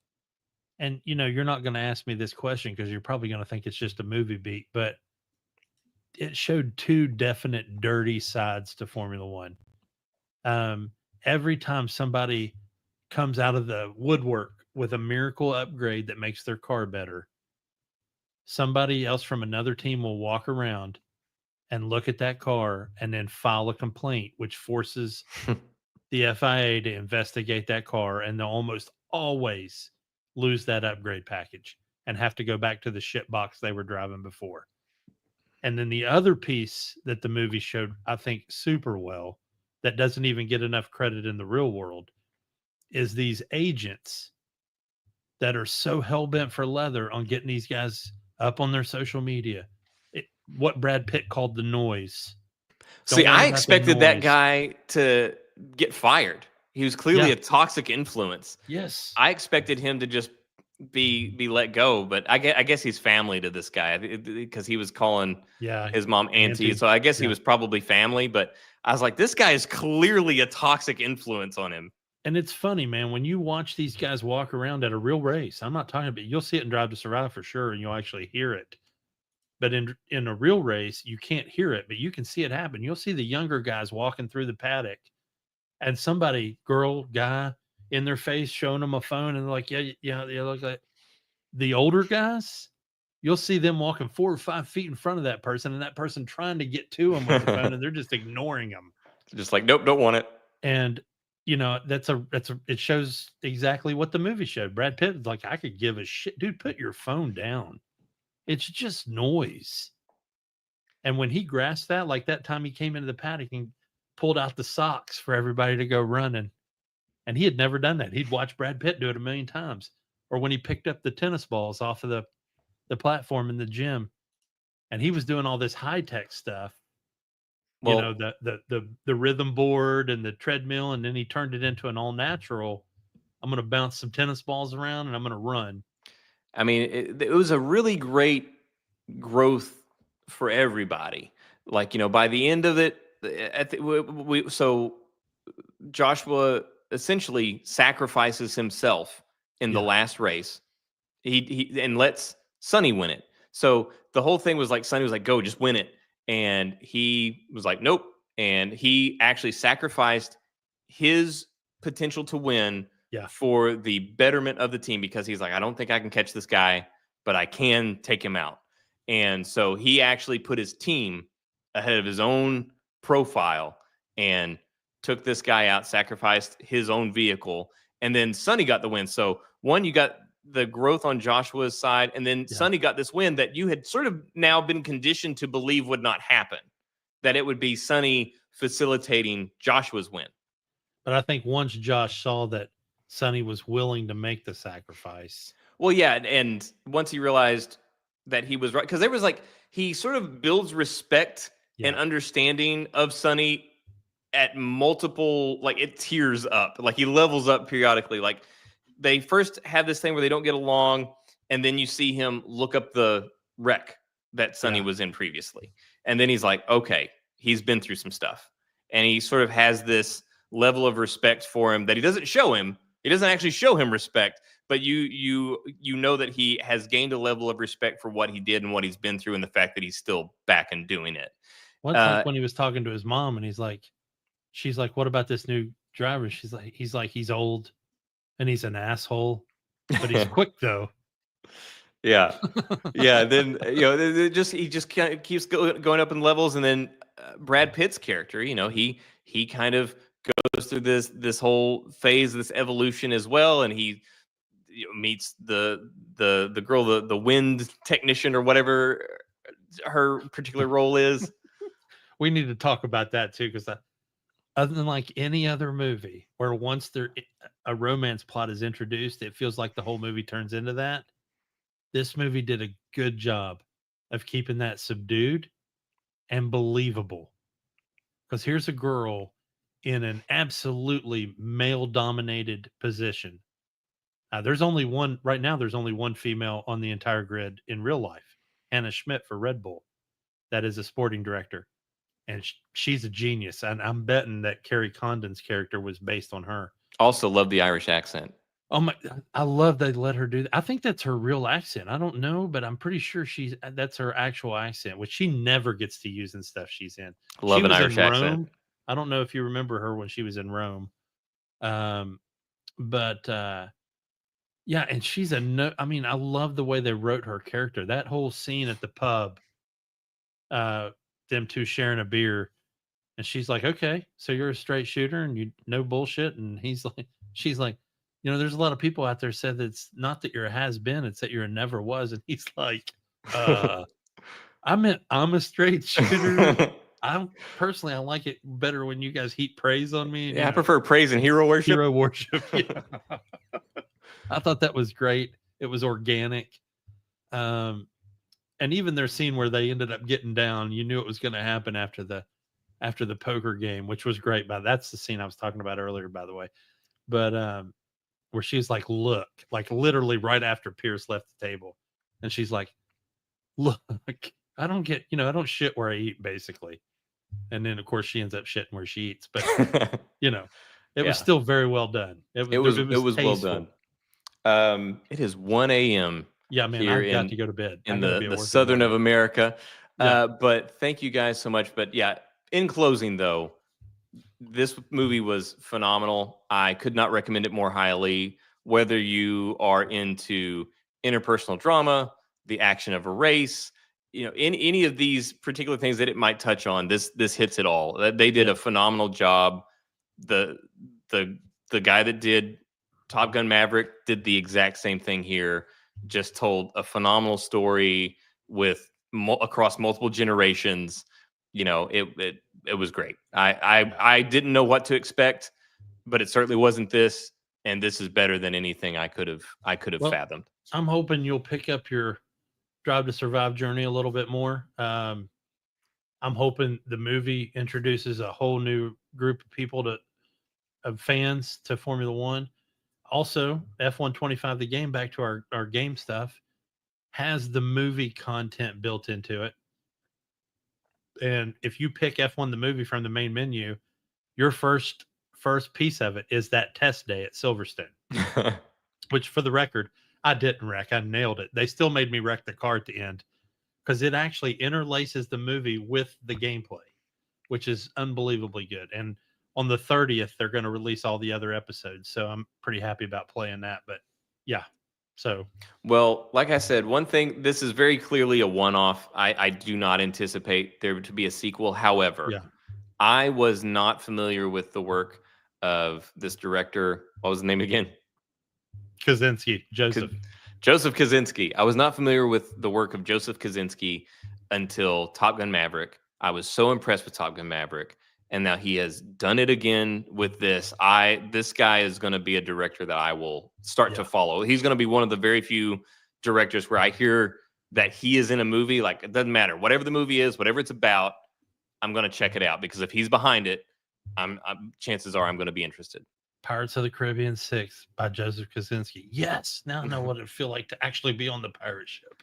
Yeah, man. So I am just so impressed with what he's able to do, the stories he's able to tell, and just how he is able to make you feel all the things that the car is going through, that the drivers are going through. He's got some way of just kinetic storytelling that is unmatched. Kinetic storytelling. That's a brilliant way to look at it. I wish he would get the Star Wars Starfighter. That would be sick. Yeah. Disney, if you're listening, do this one for us. Yeah. Please. This guy. Please. Yeah. But all right, guys, thank you so much for staying up. Well, if you did, if you're watching this later, we still appreciate it, but we'll talk to y'all later. Thank you.